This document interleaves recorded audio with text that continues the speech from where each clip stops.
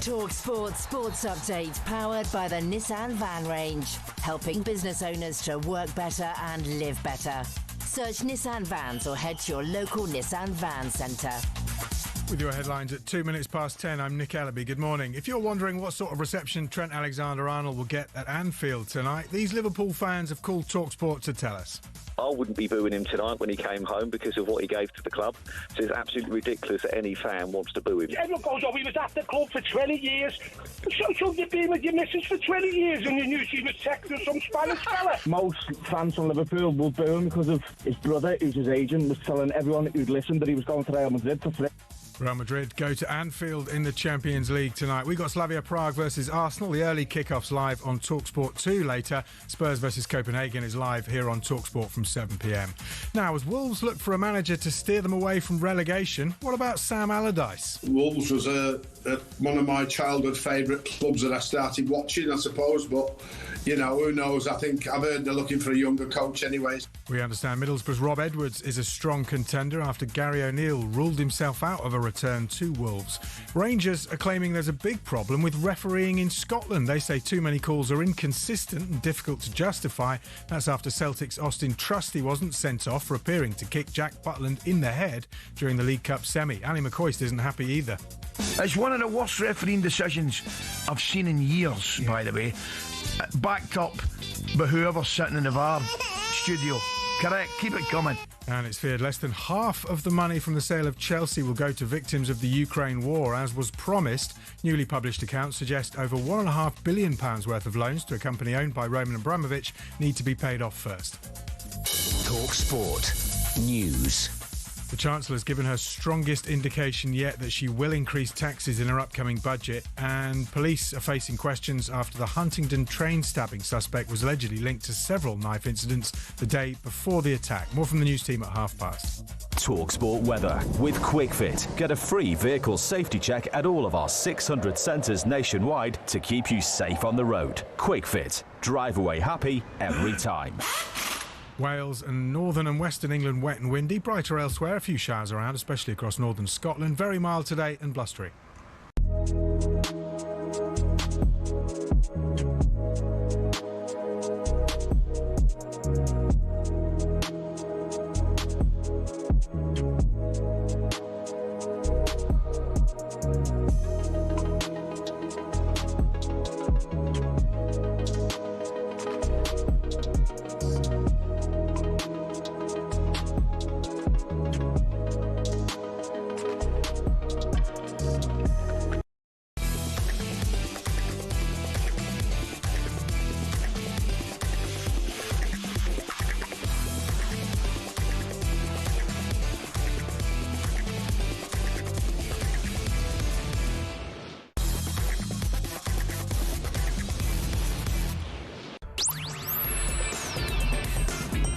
Good morning, everybody. You're listening to Jim White and Simon Jordan, and we are live on talkSPORT. So Sunderland go fourth after claiming a point against Everton.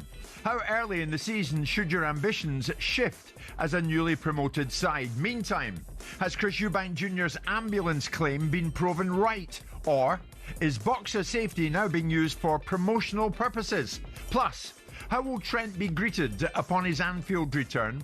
Is the football industry susceptible to criminal activity? As Gary O'Neill withdraws from the running, where do Wolves turn to next? And will Spurs fans heed the call to arms from Thomas Frank? It's Jim White and Simon Jordan, and we are live on talkSPORT. 100% engagement. Jim White and Simon Jordan on talkSPORT. I received a very nice message last night. Not from me, I can assure you. From Steve Bruce. Did you? Who thoroughly enjoyed being back with his old boss yesterday on talkSPORT. Thoroughly enjoyed the experience. It was a lovely message, actually, Steve. If you're listening this morning, thank you for that. But he loved it, and I thought he spoke very well, Steve. He's a good fella, is he? Yeah. Oh, it always has been. You know, we had our very brief difficulties, but we've been friends for a long time. I'm very fond of him. I'm very fond of his family. You know, I think he's got a brilliant family. I think his son Alex and his daughter Amy are very, very lovely people. His wife Janet is a powerhouse. So he's a really good guy, Steve. You know, he went through some stuff at Newcastle and Aston Villa that I think was beyond the pale. But he's a good man. Yes. And a good. I mean, you know, when I took him at Palace, you could see the exact reason why he was the captain of Manchester United. Because there was a uniqueness about being a captain of Man United and being a captain for Alex Ferguson. You have to be something special. Right. You have to be a certain type of leader. Because he'll tell you himself he wasn't the greatest footballer on the planet. What he was a bloody good leader. Yes. And that was very evident to me in the time that I spent with him when I took him into manager of Palace and the time that we spent together. So I'm very fond of him. Gary O'Neill doesn't want to lead Wolves again, he has said. So that one's wide open. To be honest, I always find this very curious. Having been on the other side of the equation of being an owner, and never having told anybody in the media what my plans were, who I was going to interview, I'm always curious about how we nail down these so-called sources that tell us that something's going to happen. I never felt that Gary O'Neill was going to go back to Wolves. Yeah.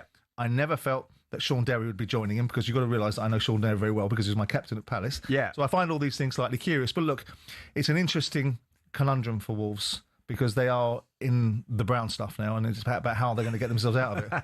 You actually ran a tight ship when I think of it at Palace. I think on a couple of occasions I tried to get information out of you, but couldn't budge you in anything. So, I mean, to your credit, you kept everything in-house, and that's tricky. Well, it depends how you want to run it, doesn't it? Yeah. I mean, this is more now than ever. Sport is the business of show, and with it comes the show business side of things, and this is the part that we fill in the gaps and ultimately create the never-ending cycle of attention around the sport. Yeah. And with that comes aggravation and irritation for perhaps the people inside the sport at times, but it's this kind of light that keeps the energy around the sport at times, besides what's going on the field, obviously. Simon, I've got to tell you, later on in the show, around 12 noon, we're going to be hearing from a man called Stephen Crean, the Nottingham Forest fan who on Saturday was coming back from the City Ground to London, but who very much got caught up in the Cambridgeshire train stabbings. This is a story, I have to tell you, of unbelievable bravery. And Stephen, if you're listening, around 12 o'clock, we're going to be playing this out. I've spoken to him. He recounts a quite incredible story as he confronted the knifeman on the train. Yeah. And where it led him to on the train. Yeah. And what he remembers of it, and how he's going to deal with his injuries. And what he put himself in the way of on behalf of other people. There are remarkable people in this world. We always seem to hear about the negative aspects of certain aspects of our society and our culture in this country and what goes on. But there were some very wonderful people, best of British. We saw it at Borough Market all those years ago when the terrible situation there. Yeah. And here we have another example of a person selfless. It's not about himself. It's about other people. And in a very selfish world at times. Yes. Very refreshing, albeit the circumstances in which he found himself in are certainly not refreshing. Sure. Stephen Crean, you'll hear from him around 12 noon. I got locked into it last night, and I thought Sunderland were going to beat Everton. In the second half, they were all over them, were they not? This one finished 1-1, Simon.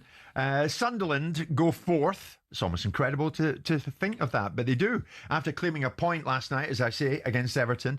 I mean, how early in the season, Simon, should your ambitions shift as a newly promoted side? They're only just up, but they're thinking, right, how high can we finish? Publicly or privately. There's two ways of operating. I mean, I feel that if an owner spends 187 million euros, which is what this fella spent, okay, there's been some netting off because Joe Bellingham went to Borussia Dortmund, but notwithstanding that, he's still at a proper go.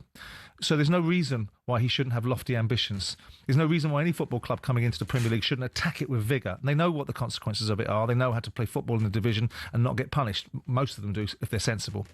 So it depends whether you feel there's a necessity to communicate in the public domain what your ambitions are, rather than privately. Because the manager should be under no illusions. That's fine. Manager should be put in his place, told what your expectations are, given the tools to go and achieve with it, and then monitored by that perspective. When you announce it in the public domain, I don't know what you achieve. I mean, I remember doing it years ago and saying when we got relegated from the Premier League and we kept an England striker and we built players up alongside it and we brought other players back in, I said, I expect to win the league. And it was decried. And I got little glossy people like, John Fashanu popping out, turning around and saying to me, that was, that's not the right way to talk about it. He's not a football person. I thought, well, if a football person has been like you, then no thanks.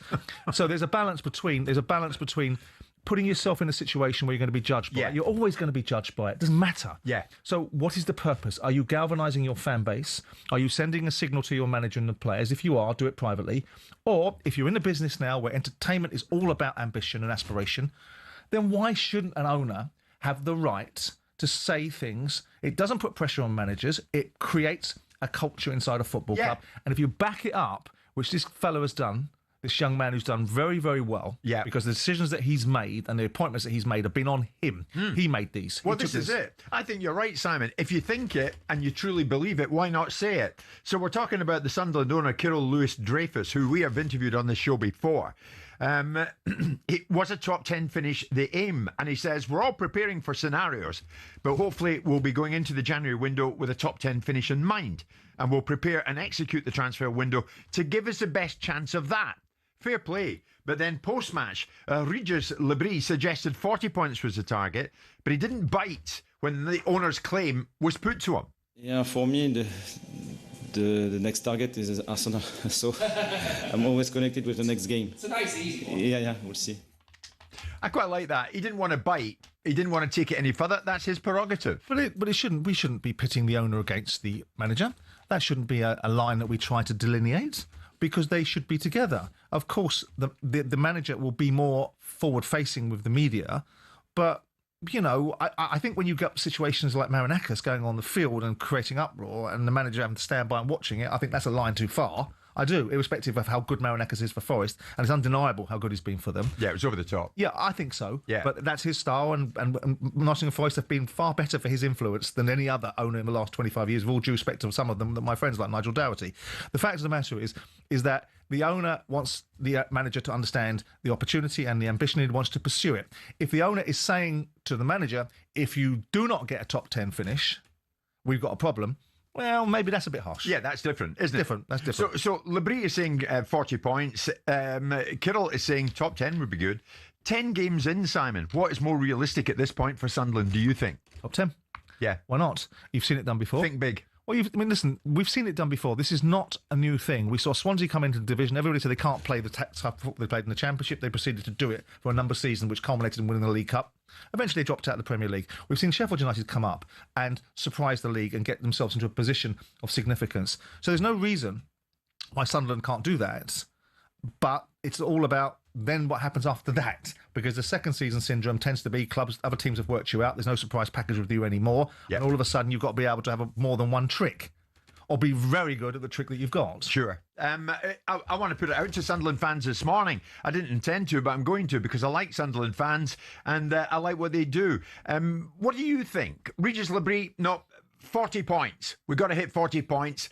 Your owner, Kirill Lewis-Dreyfus, how about top 10? Why not? And I like both, but I particularly like Kirill. Why not top 10? You've only just come up, but why not? Go for it. With someone like Granit Xhaka, how can you fail? What's more realistic for you guys at Sunderland at this point in the season? And we're only just into November. 03717 223344 810 89. A lot to get through this morning, and you want your say. They have finished inside the top 10 previously, and who put them there? The fellow that was in yesterday. When he was Sunderland manager, I think they finished 7th in the league, didn't they? Okay. 7th or 8th, something like that. Yeah. Good point. We're going to talk boxing very shortly. We're going to talk about that decision at the weekend that appalled most people in boxing when the nod was given to Josh Boatse. Frank Warren will join us. Hey, it's all coming your way. It's 10:15 on this busy Tuesday morning.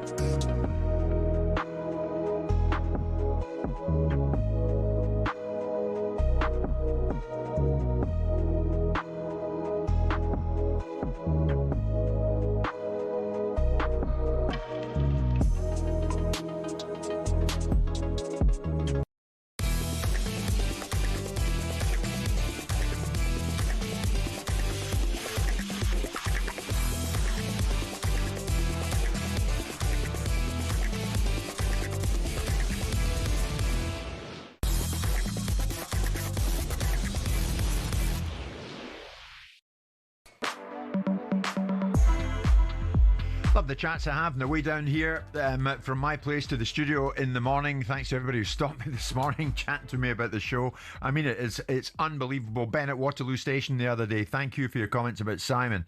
And I feel exactly the same. What would I do without the man? He's amazing. So many of you getting in touch. Sunderland fans getting in touch this morning. There's Steve.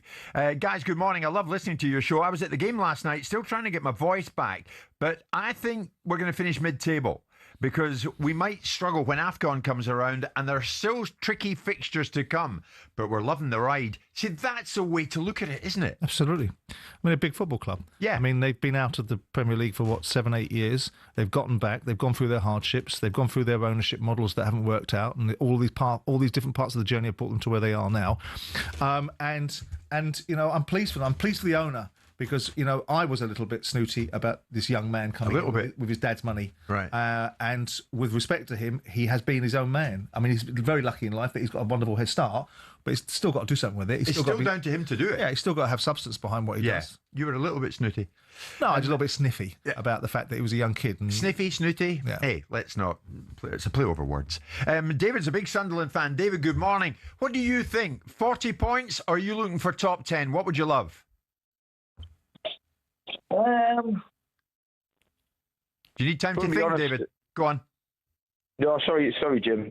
Yeah, listen, at the beginning of the season, when we got promoted, obviously we ended the summer a little bit later than most teams. Yeah. And I feel for us in the Premier League with the team we had last season. But listen, obviously the owners and the recruitment model, they've had players that they've had a plan in place, and they've had players that they thought, if we get promoted, we need this type of player. And listen, they've gone out and signed them. Probably got about 90% of the targets. Yep. So it's put us in a great stead. Momentum in football is everything, isn't it? We've seen it with our rivals up the road there, the way the Saudis came in, took over, and what they've done since then. So if we can keep the momentum going till Christmas, see where we are after the international break with the AFCON. Obviously, we're going to lose a few players there. You're just going to enjoy it, though, David, right? Just enjoy it. Well, listen, in the meantime, look, we've had years, haven't we, where we've just been in League One, not getting promoted. Yeah. COVID hit, not getting out of the Championship. And yeah, he's brought back some fantastic times for the fans. I mean, football is everything for the working class. These fans are, David, I'm not just saying it, you fans are special. When you're down here in London, I listened to the atmosphere last night, the second half of that game. I think you're magnificent, mate, honestly. Love it when Sunderland play. It's just the area. It lives and breathes football. Newcastle and Sunderland. It's been the heart and soul of the North East community for years. But yeah, no, we've just got to enjoy it. But I agree with Simon. Look at the next 6 games you've got. That's fabulous, isn't it? And look at the next 6 games you've got. Arsenal, Fulham, Bournemouth, Liverpool, Man City, Newcastle. What a set of games. Newcastle. How do you fancy that, David? Small matter of that derby. Go on, mate. You look at the fixture list now, and you can't help but get excited, can you? Yeah, absolutely. And like I say, we should be looking at them games now, especially Fulham, Bournemouth, Newcastle at home, looking, thinking we can go and take points there now, rather than thinking, can we sneak a win? Can we get a draw? So, no, it's fantastic. Enjoy it, David. Enjoy it while it lasts, mate. Great. Good to hear from you. Thank you, David. David will go and no doubt put his phone down and have a listen, as everybody will, to this. This is incredible. A concerning story, Simon, has revealed that a Premier League footballer and their family member were allegedly threatened with a gun in the street during a row with a football agent. The player's in his 20s. He's established himself now as a first-team regular. He was targeted in Barnet in North London. Now, the Telegraph report that the row escalated after the player chose not to use the agent's services. And police, we understand, were called to the scene shortly after 11 p.m. on Saturday, September the 6th. Nobody was injured, but the agent, who's 31 years of age, can't be named for legal reasons, was arrested at his home later. Simon, I mean, huge riches now on offer in the game. Should we be surprised that the industry might be susceptible to potential criminal activity? No. I mean, you're talking to the head of the choir that has nothing but contempt for the agency side of the industry. There were good agents, of course there are. Does this shock you? No, not particularly. I've heard plenty of instances of agents that behave poorly, both behind the veneer of looking after their clients, when they've sat in my office and told me that if I give them more money, they'll get less for their player, all the way through to circumstances where players have been on the receiving end of an agent's ira. Obviously, to this level, no one would expect. But the game they're not beyond regulation. They do have some degree of governance, but ever since the game became explosive with the finances, it almost is ironic that the ridiculousness of deregulating agents to some extent and allowing them to operate in all manner of ways, whether it's representing the player, the club, and the buying club, the selling club, and everybody else in between, and allowing them to represent people on all levels rather than just being one person fixed to one set of responsibilities. This is the extreme end of the equation. The players themselves have got to take some responsibility for who they decide to associate themselves with. I would have imagined it was this. But if you're, I don't hang around with people that have a propensity to pull out guns. I don't hang around with people that have a propensity to be criminal in their activities.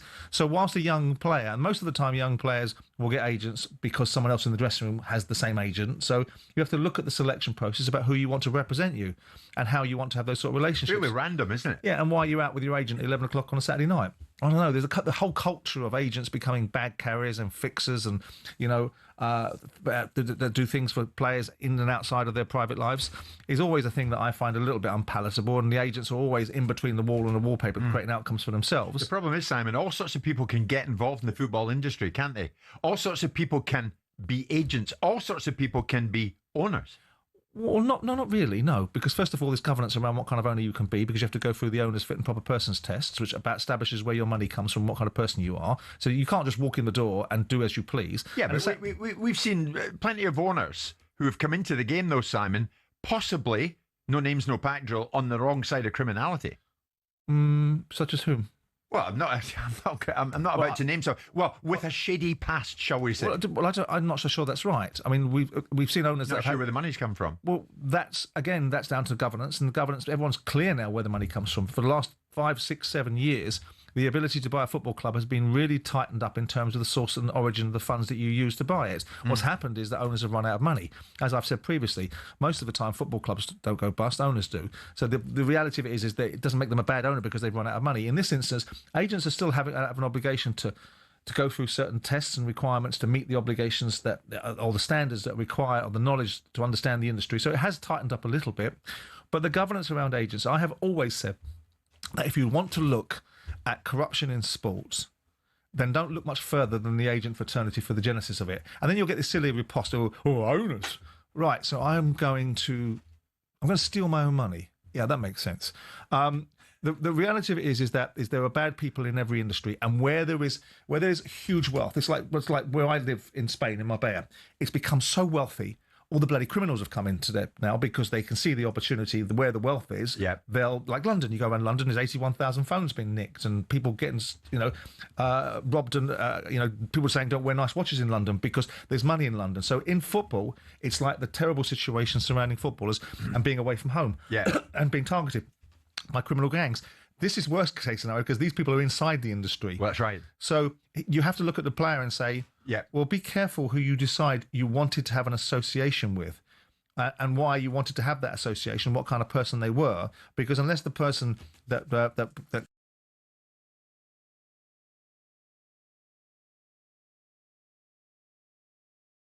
yeah. Incidentally, did you ever get that nice watch back? No. Gone for good. No, I can't blame that on the football agent, unfortunately. No, that's true.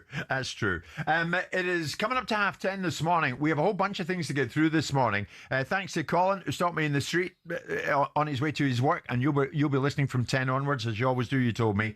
So when we come back the other side of 10:30, we'll ask this question. What on earth is Chris Eubank Jr. up to?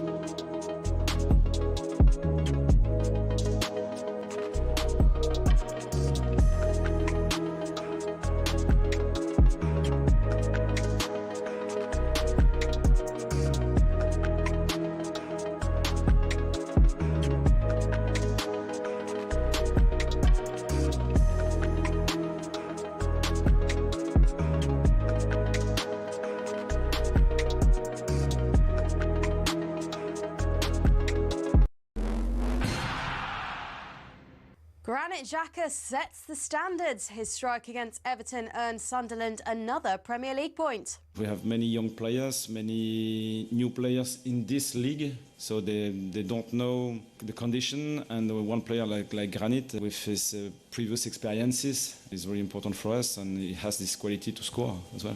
Reggie Lebris's Sunderland are fourth after 10 games, but finding the net remains a problem for David Moyes' side. He says Tierno Barry's not feeling great after missing a sitter, and the draw leaves Everton down in 14th. Now, after Gary O'Neill ruled himself out of a return to Molineux, Sam Allardyce has told us Wolves is a club he has huge affection for. Wolves was one of my childhood favourite clubs that I started watching, I suppose, but you know, who knows? I think I've heard they're looking for a younger coach anyway, so not so sure my time will ever come round again. But I sit and wait. You never know. And is he a faithful or is he a traitor? Trent Alexander-Arnold has been told he can expect a mixed reception when he goes back to Anfield with Real Madrid tonight. Here's Mark Lawrenson. The majority of Liverpool fans, I think, will clap him onto the pitch. Yeah. And then they'll hope he absolutely gets topped by somebody. Elsewhere in the Champions League, Arsenal go to Slavia Prague. The early kickoff is live on talkSPORT 2, while Spurs versus Copenhagen is live on talkSPORT from 7 p.m.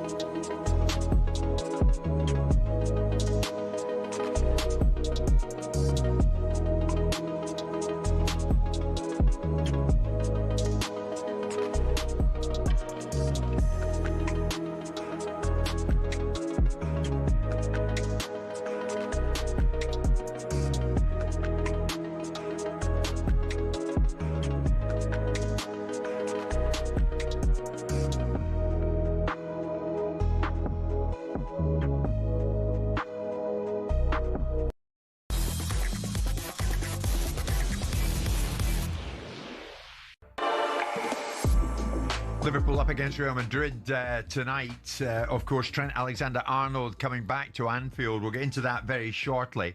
A lot to get through, and I keep on saying that, but I mean it. And this is an example of why.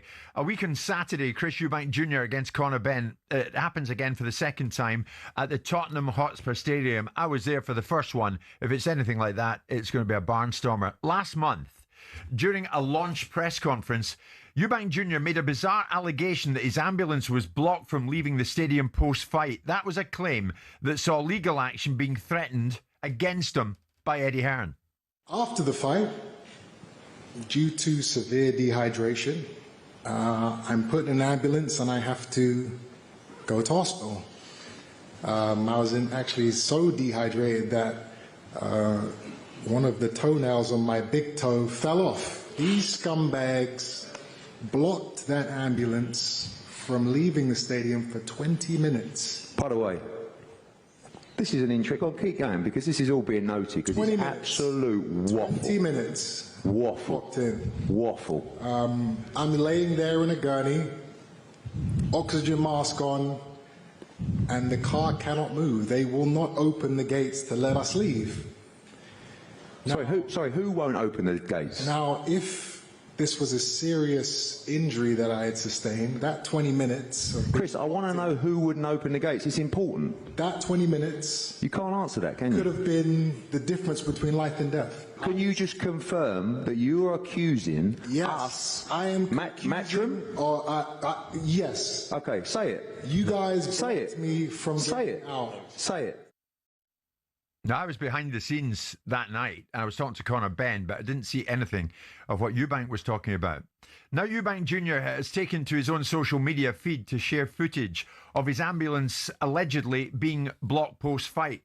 So this morning, if you're watching, there it is. If you're watching on YouTube, you can see the clip. We're running it now. There's the ambulance, and that is in the bowels of the Tottenham Hotspur Stadium. So Eubank Jr. captioned the footage with the message, "This is footage of my ambulance being blocked from leaving the Tottenham Hotspur Stadium on April 26th. My team shouting at security to open the gate so that we can get to hospital." At this point, I've been in the back of that ambulance for over 20 minutes. Eddie Hearn told everyone, I lied about this, but the truth is it happened. And we have to make situations like this, make sure they don't ever happen again in our sport. Boxing is dangerous enough. We cannot then have fighters being stopped from getting medical attention after they fight. There is footage of what Eubank Jr. is alleging. So, if that is true, is it a slightly alarming situation for the sport? You'd have to think yes. If it's not true, why is Eubank Jr. doing this? Robert Smith is the General Secretary of the British Boxing Board of Control. Robert, good morning. Good morning. Thanks again for joining Simon and myself live on the show this morning. I'll put that to you. If it's true, it's alarming for your sport. If it's not, what's Eubank Jr. up to? Well, I think, as I've said before, and as you already indicated, there is legal claims going on at the present time, and I can't go too deeply into what we're doing and what he said, etc., which is unfortunate because I'd like to. However, I can tell you that before any tournament, we have a security, certainly at a big venue, we have a security meeting that takes place to deal with all these issues. That did take place in that tournament. We obviously investigated any issues that take part that happen on an evening. We have done that, and we've had further meetings with the venue, etc. And I'm satisfied now that we have in place all procedures to make sure a boxer is looked after the best we possibly can in a safe environment. Now, as you know, that when matters on live events with TV, etc., and everybody running around and whatever, there's a lot of people who don't know what's going on, and we've investigated that. So I can't go any further than that because of possible legal proceedings. Right, but you can tell me either a yes or a no. Was Eubank Jr.'s vehicle, was the ambulance blocked from leaving the stadium? As I said to you, I cannot go into that at the present time because of legal proceedings. And if I said anything now, that could influence whatever happens in the future. Robert, just out of curiosity, having had a football stadium and hired it out for private events and knowing that to some extent the responsibility for access in and out of the stadium was mine as the venue owner, who is responsible for access control and who is responsible for security in the stadium? Was it Tottenham Hotspur because they were engaged to provide the environment, or was it a combination of Tottenham Hotspur and the security that the boxing environment would have produced itself? The venues are responsible for the in and out of the venue, especially in the football ground. It's slightly different in leisure centres and whatever, because obviously you don't have those facilities. But the venue is responsible for the security of in and out of the access of the venue. Obviously, the promoter is responsible for the security within the bowl of the arena, etc., and on the outside and outside dressing rooms. So it's a combination of two, but the venue is responsible for in and out of access in and out of a venue. And where do you come into the mix, Robert, in terms of, besides being the governing body of the sport itself and holding people to the standards that they should adhere to, where do you come into these conversations besides being in a position of administrative control over the industry? Well, obviously, we have to work with the promoter and the venues, and they have to abide by our regulations, etc. So we will supply all the doctors, make sure everything's in place at the medical room, etc. So obviously, when we heard about so-called issues, we looked into it, we investigated it straight away. We've then organised another meeting with the venue and the promoters' representatives and security, and that's moving forward. So the standards and governance that you set for the requirement of this event, I'm assuming, have been met by the promoter. Yes. Well, there's your answer. Well, there's the answer, Robert, isn't it? But the answer is everything went well with regard. The promoter did not do anything wrong that night with regard to procedures on the night. Well, there's the answer, isn't it? So, so the ball's back in Eubank Jr.'s court. The accusation was against Mr. Hearn and the board. Right. I can tell you that Mr. Hearn had nothing to do with any issue outside the dressing room. Right. So what Eubank Jr. is alleging is nonsense.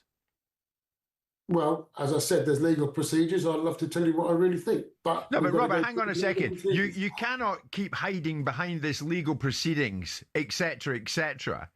You either can or you can't assure us that a boxer's safe exit from a stadium was not blocked by someone else on the night. Jim, I'm not hiding behind anything. That's exactly what you're doing. No, I'm not. I'm telling you a fact. I cannot go into too much at the present time because legal proceedings are taking place. Once they're out the way, we can look at it after that. But I can't give you any more information with regard to any further questions you have. Is the standards? And this was also advised previous to me coming onto the meeting. No, got it, Robert. Got to understand what you will and won't say. And we all read between the lines, so we understand where your position is. As far as the standards are concerned, your standards for the policing, maintenance, security, access, all of this stuff for a boxing environment are fit for purpose, right? Yes. Right. So there's no question about them being fit for purpose. And there's no question about Eddie Hearn and the promotional team doing anything other than meeting the standards that enable the event to be put on in a safe and secure environment. Yes. Right. So what we're basically saying is it's a spurious claim from Chris Eubank, and the reality of it is it's about background noise to perhaps create another narrative for a fight that's already had its narratives run left, right and centre for the first set of outcomes. I'm not going to argue with you that, Simon. Mm-hmm. Yeah, I mean, you said previously to us there, Robert, that everybody's got to abide by your regulations, the British Boxing Board of Control's regulations. And then you told us there that you're happy enough, that the board is happy with its own performance in all of this, and you're comfortable as well in Eddie Hearn, in the promoters part of all of this. So I put it to you again, the only individual who should have the finger pointed at them this morning is Eubank Jr. Well, Eubank Jr. puts out quite a lot of stuff, doesn't he? And obviously we've got to deal with that. Put stuff out yesterday, we're dealing with that as well. And it was still ongoing with the previous stuff he put out. So I don't want to go any further than that, but we're still all ongoing. Just want to get we make sure that everything's in place for the next tournament, as we would do for all the tournaments this week. Right? It's not just this show, all shows, and make sure they work correctly. We've done everything we possibly can, investigating anything that was raised. And don't forget, we did that before it was raised at the press conference. That was all done before that. It was claimed we didn't investigate it. Unfortunately, that's not right. We did investigate it because we investigate anything with regard to a show. We look at anything after every single show. If we can change things, we will. We've had meetings already now. We're ready for the show to take place. And as long as everything works on well and behaves themselves, we'll have a very successful show. Robert, do you think athletes and sportsmen have a responsibility to operate at the highest level themselves in terms of the sport itself is held to its highest standard, the governance around it has to be held to its highest standard? Do you think in situations like this that sportsmen themselves should operate at the highest level and not attempt potentially to drag the sport into disrepute? Yes, I do. They're professional athletes. They should behave themselves and act accordingly. Yes. One other. That's in any sport, Simon. Any sport. Oh, I know, but in a sport, but even more so in a sport like this, because the jeopardy that goes with this sport. Absolutely. I mean, one other slightly worrying aspect of this, Robert, is that some might construe it that we have a fighter here who's fighting again at the same venue, and is going about this in a way that some would construe he's trying to promote this fight. Well, all I can tell you, Jim, is that I'm satisfied that the procedures in place for his next contest are there, and I'm satisfied they meet our criteria. And he will be looked after as long as he does everything well, does everything properly. He will be looked after just like any other boxer. But there'll be the procedures and standards that go into the second fight will be no less or better than the procedures and standards that went into the first fight. Absolutely not. It's the same procedures and standards. As long as everybody does their job correctly, it should work perfectly. Robert Smith, thank you very much indeed. Robert, I must say, whenever we ask you to come on, and we ask you to come on live, you very rarely, if ever, let us down. And this morning is no exception. Robert Smith, the General Secretary of the British Boxing Board of Control. So they go again, Simon, the two of them. But, I mean, the build-up to this fight is somewhat muddied by material like this, is it not? Yeah. This is boxing. I mean, you can't make those sort of... I mean, my initial reaction to it was that the jurisdiction surrounding access and control and the provision of services would be that of the venue holder. So when the accusation was thrown across the table at Eddie Hearn, I knew what Eddie was trying to do, which was solicit an exact accusation so he can smack Eubank with a defamation or a slander case, which may well be what's happening. And Robert doesn't want to be drawn into a conversation to prejudice any outcome that might be coming Chris Eubank Jr.'s way, because you can't just say what you want. We've seen Chris do this before. We've seen Chris run his mouth off at a press conference and call Frank Warren a scumbag and tell everyone that he was running around the industry ripping people off, and then having to apologise for it. This is a narrative that's being peddled out around this fight, because the only narrative they've got left is unfinished business. And the only unfinished business they've got left is the fact they want to rinse some more money out of everyone's pocket that wants to watch the same thing again. Yeah. So the narrative now is, let's pitch it.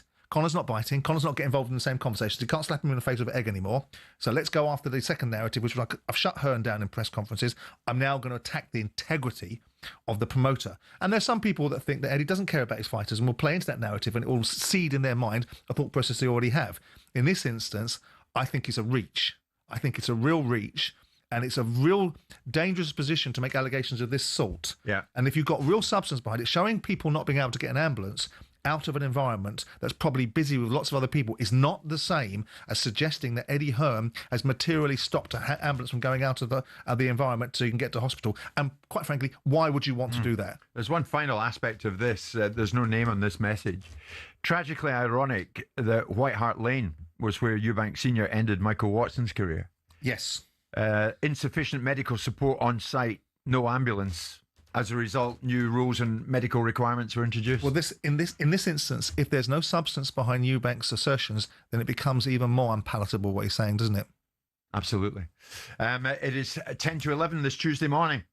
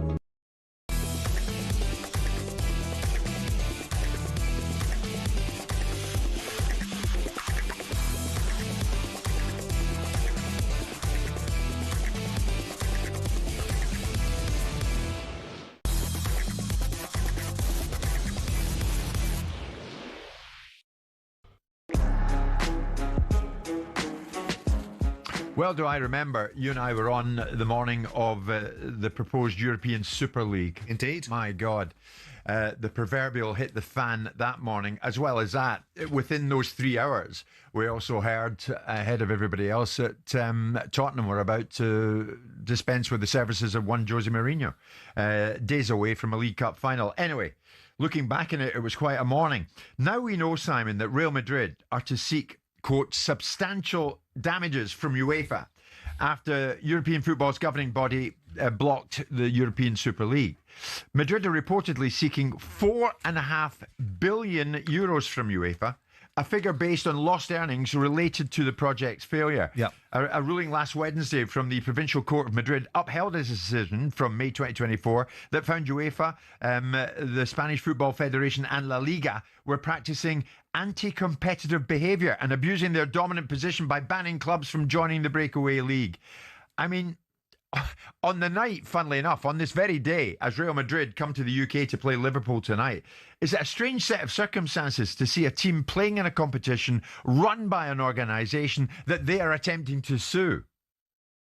The Real Madrid players tonight will stand pre-match listening to the anthem. Not really. You've got a team playing in the Premier League that have been accused by the Premier League of 115 charges of potential fraud, or certainly in amongst that.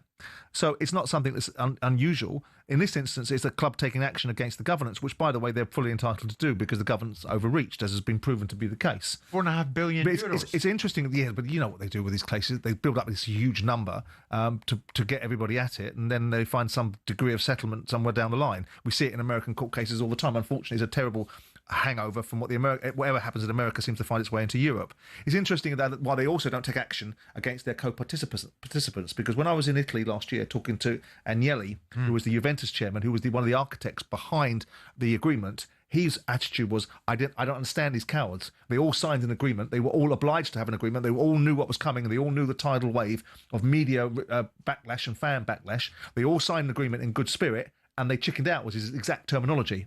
So it's surprising to me that Real Madrid don't also want to have a go at the other participants, because ultimately, if you've got an agreement, and all 12 clubs that were there at the time, I think it was, had steadfast and ridden out the media wave, which was priced in, baked into the thinking, and agreed to be done by all of the participants. Right. It's surprising to me that Madrid aren't bearing their guns at the English clubs, at all the other clubs that dropped away at the first sign of trouble. I'm going to say that, including the 6 who went for it as well.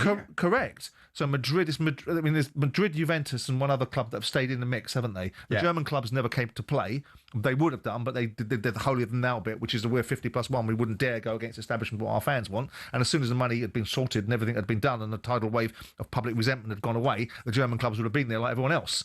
So I'm not surprised to see it. UEFA have overreached. Whether the hysteria around this situation has always confounded me, because I understand the mentality of no merit. But that was their opening gambit. That was their worst case scenario. If you listen to people that were in and around that deal, and Agnelli was the architect of it, we put forward a proposal. If people didn't want it without merit, then we would have adjusted it. But what happened is that it got turned into, it's a cabal. It was a cabal. The Premier League's a cabal. The Champions League is a cabal. It's all about maintaining the status quo. So the European Super League was cut off the same block. The only difference is it didn't allow people to potentially become part of that gang. Right. And to some extent, neither is financial fair play now. So it's all fruit of this rotten tree. But is it not all a bit desperate in Real Madrid's part? 4 years on, they're still having a pop, trying to get a substantial amount of money in damage. I think if you've got an opportunity, if the cost implications of running a class action against somebody costs you X amount of money and the return for it is X amount in return, you're going to take that view. You're going to take that opportunity. And if you genuinely believe that UEFA overreached, which they did, because it's been proven that they did, because this other group that were being denied the opportunity to pitch a woo to the football industry about an alternate tournament have now been able to do it, because we've seen the court judgment that enabled them to do it. If Real Madrid are successful here, what's to stop the 6 English clubs trying it on as well? Because they dropped out of their own volition. Real Madrid stayed in. Real Madrid signed an agreement, as did the other 11 clubs, and that agreement was all thought through and had not been done on the back of a fag packet. These clubs have been talking about this for a very long time and had agreed a media strategy, which is that they knew that was coming.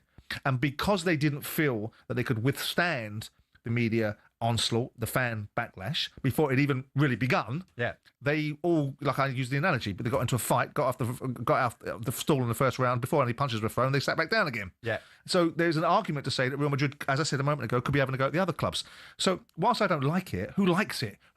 This is football now. This is the governance of football. Yeah. Because of the rules. Yeah. This industry, with due respect to it, needs to grow up and think better about its construct, because everything that's happening the one thing I agree with Arsene Wenger when I saw him last year was he talked about the only thing that's changed in football is not the fans, not the owners. I don't agree with that. And so not the fans, not the players, not the managers. It's only the owners. I don't agree with that, but the owners have changed. Yeah. And the owners have changed because you've got nation states in there, you've got hedge funds in there, you've got private equity guys in there, you've got billionaires in there, and they're looking at football rules again. Stick it up your backside. Doesn't work. It's not legal. And we've seen it with Man City. They drove a bus through the Premier League's rules. Yeah. And they've made the Premier League, and what's happening now is football is having to think about it. When the NFL was created in the 60s, it was built with a financial model, and then the rules for the game were overlaid on top of it. We've got a game that's been around for 150 years, and all they're doing is bolting on rules to the original principles, and it's changed beyond recognition. So this is why Real Madrid are doing what they're doing. I wonder what the Real Madrid president, Florentino Perez, will be thinking tonight when that anthem is played. Nothing. We didn't you for $4.5 billion. It's a commercial dust-up. He'll also be thinking about the loss of steel contracts that he could have had in the Middle East if this deal had gone through. Okay. I'm sure there's a lot of things he was thinking. It's not a bad advert for regulation, though, is it? Better regulation, but not independent regulators. Nearly had you. It's 11 o'clock, a lot to get through. And remember, in about an hour from now, we're going to be hearing from this very brave individual, Stephen Crean, the Nottingham Forest fan, who on Saturday got caught up on that train in the Cambridgeshire train stabbings. You want to hear his story? It is quite remarkable. It's Jim White and Simon Jordan this Tuesday morning, live in talkSPORT with Selco, where the trade goes.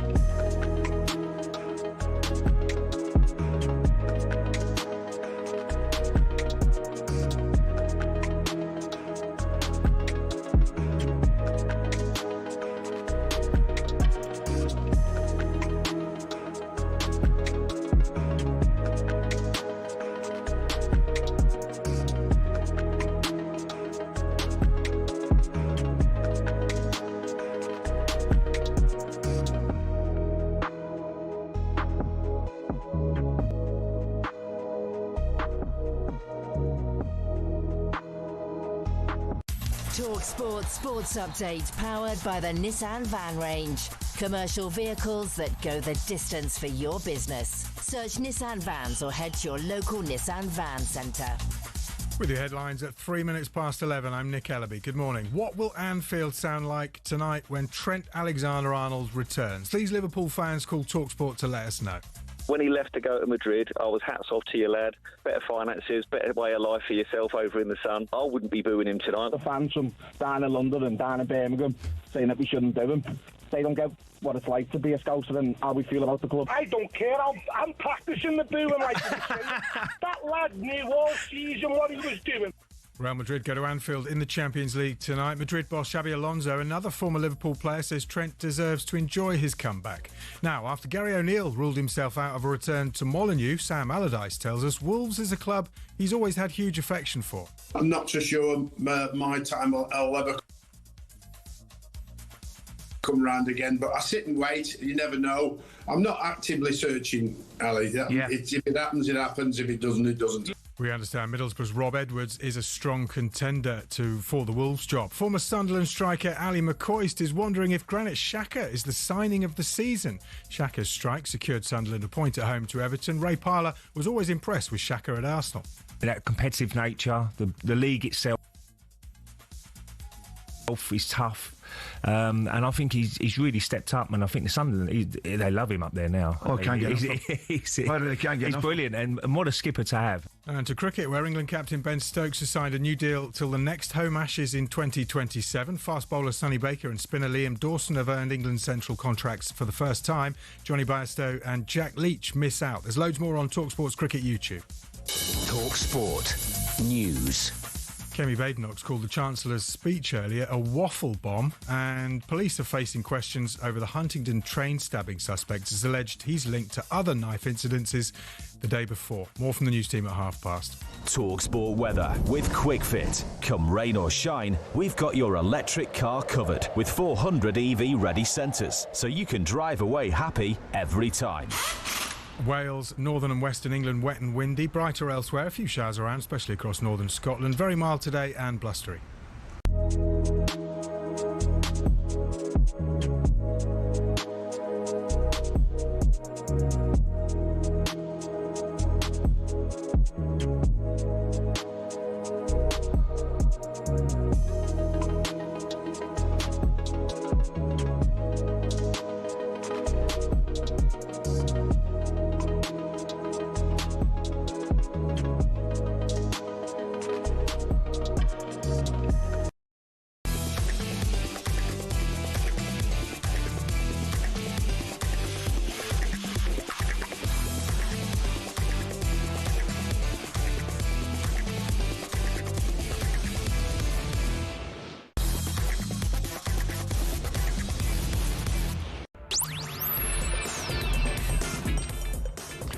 Good morning, everybody. It is Jim White and Simon Jordan. We are live on talkSPORT this Tuesday morning, 6 minutes past 11 o'clock. A lot to get through between now and 1 o'clock. As always, we're coming to you live on your TV. So, as I always say in the mornings, and the audience is growing and growing and growing, and we're thrilled at that. You can catch us live on Samsung, LG, Fire TV, Apple TV, Chromecast, Android, Google TV, even Prime Video. Wherever you want to watch the show, you can watch it. Primarily, we're live on talkSPORT, and we're proud of that, and with you all the way through until 1 o'clock. What we're going to see tonight at Anfield, Simon, Liverpool host Real Madrid tonight in the Champions League. And that, of course, means a return to his old stomping ground for one Trent Alexander-Arnold, who joined Real Madrid in the summer. He's made 5 appearances for the football club. He's been on the bench for their last 2 La Liga matches after he suffered a hamstring injury. In fact, he was an unused sub in Real Madrid's 4-0 win over Valencia at the weekend. So Trent is back and in and around Anfield tonight, and Anna Slot has focused upon that. I can only tell you what kind of reception he gets from me. I have great memories on the player and on the human being. He was our vice captain. He was my vice captain last season. I have memories working with him who were only positive, and I have memories when I was watching him in front of the television, which are only positive as well. I can remember multiple great moments of him wearing the Liverpool shirt. So he will get a warm welcome by me. And let's first wait and see if he's on the pitch tomorrow and how our fans will react. I have no clue how that's going to be. If you remember, there were 4 Liverpool players at the time who were involved in this will they go, will they stay story. One of them was Trent. One of them was Luis Diaz, who, of course, headed off and now plays for Bayern Munich. The other 2, Virgil van Dijk, stayed, new deal. Mo Salah stayed, new deal. So now, many Liverpool fans, Simon, I feel tonight, are in the mood to give Trent Alexander-Arnold a hot reception for the way it was handled, for the way in which he exited the club. Can you see their point of view? For the way that they perceive he left the football club, because they're not privy to the discussions behind the scenes. And it's not a situation like Sol Campbell, where Sol Campbell led everybody up a garden path and then went to Arsenal and a major rival. The boy's entitled to leave. He's entitled to move on to another career path if he so chooses. And on the other side of it, football fans are not steeped in logic, and neither should they be. They're steeped in emotion, because that's what drives football. That's what fuels football. You take all the emotion out of it, you sanitise it and turn it into a logical process, and nobody would be cheering 17-year-old boys and spending all their hard-earned cash watching a football team travel around the country or around Europe. So I understand both sides of the argument. I don't think you should sanitise the emotion out of it. And Trent, on the other side of it, if he's playing, which I doubt it, if he were to be playing and received a hot reception, he made his choice. And he made his choice for his own reasons. He was in the Trent Alexander-Arnold business. And so when he arrives back at Liverpool, he has to bake it into his thinking that there are a group of people inside the Liverpool stadium that won't be particularly appreciative of the fact that he left their holier-than-thou club. I mean, it happens in football all the time. Xabi Alonso is in charge of Real Madrid. He played for Real Madrid post-Liverpool. But again, it's perceptions of how you leave. He's one of theirs. He's one of their own. So that comes with a price tag, a mental price tag in people's ideals as to what they think you're entitled to get from that particular individual. He is supposed to be carried out on a gurney with his legs fit for no purpose after he's run his legs off for Liverpool for 25 years. Yeah. That's what he's supposed to do in the minds of certain Liverpool fans. In the real world, he is perfectly entitled to engineer an outcome that suits him best. And if Liverpool are foolhardy enough to have not tied that down, or to not be able to tie it down, and didn't want to sell him because they couldn't get what they wanted for him, and they felt that there was more benefit in having him playing aside than having him sold, that's upon Liverpool. So if Liverpool fans want to undermine the work that Trent Alexander, did he give his best in the years that he was there? Did he perform at a high standard for Liverpool? I would suggest the answer is yes. Exactly. Is he entitled? Exactly. Is he entitled to be abused if he comes back? Probably not. But does it go with the territory? Yes. Should he expect it? Yes. Should he get above it? Yes. And did he make a choice that suited him? Yes. So there's your answers. Many of you trying to call in at the moment, 03717 223344. You can hear what Simon thinks of it. I'm very much of a similar mind to Simon, because when he was a Liverpool player, he gave his all. Of that, there is no doubt. And yet, some Liverpool fans feel that Trent Alexander-Arnold, the messages he was sending prior to him leaving, were leading many Liverpool fans up the garden path. But to my mind, many Liverpool fans chose to be led up the garden path. Richard is a big Liverpool fan. Richard, are you going to cheer him or are you going to boo him? What do you think? I'm going to give him a big round of applause and welcome him back, because that's exactly what he deserves for what he's done to our club. And it just the Liverpool supporters who are giving him a hard time need to wind their necks in, because it really is a joke and it's embarrassing how you're treating him. I agree with you, Richard. I mean, you're a Liverpool fan and no doubt a passionate one. Do you agree with me that some Liverpool fans, if they really give him what for, will be letting themselves and the club down? Well, absolutely, I do believe that, and I think there'll be a lot of Liverpool fans who will let them know it in the ground the way the behaviour's not on, because I can't remember what game it was where it came out towards the end of last season. I was at the game, and there was a lot of fans giving him a hard time over the fact that the announcement had come out that he was leaving, and they were booing him. And a lot of what I would describe as real Liverpool fans let them know that they were totally out of order and they needed to be quiet. And I think it's rightly so. You know, the lad's helped us win the league. He's helped us win the European Cup. We've had some fantastic nights. He was a massive part in the Barcelona game where we came back to win 4-0. They'd have him back now, playing right back, wouldn't he? Feeding Salah. I just think you've got to remember what he did. And some of them, they're complaining about the way he left. Who holds the standard for how you leave a football club? Tell me what that is. It's a good point. Especially when, if the club doesn't want you, Yeah. And then you walk away, then that's fine. But if the club wants you and you decide to leave, this seems to be not okay. And, we all live in this world where our clubs, it's a fantasy to play for them. We grow up, we'd want to play. But I'm sure once you get behind the lines, there's a bit of a cutthroat business going on there, and some of these players have to look out for themselves, as well as the interests of the club. Just briefly, if it ever happened, if Luis Suarez came back to Anfield, would you cheer him or boo him? That was slightly different, and I wouldn't boo him, but I'm more likely wouldn't cheer him either, because it was slightly different. Yeah. Because the way he left, because he wouldn't. Went to Barcelona. When pre-season training, I was at Anfield for a pre-season warm-up where the fans were there, and when it was all whether he was going to Arsenal, and he wouldn't look into the fans' eyes. He wouldn't look. He was looking at his feet all the time. Right.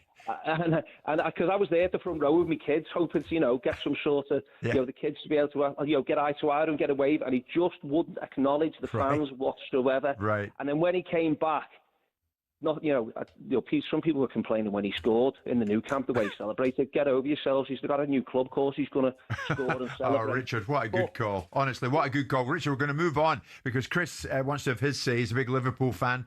What do you think about tonight, Chris, and Trent and his return?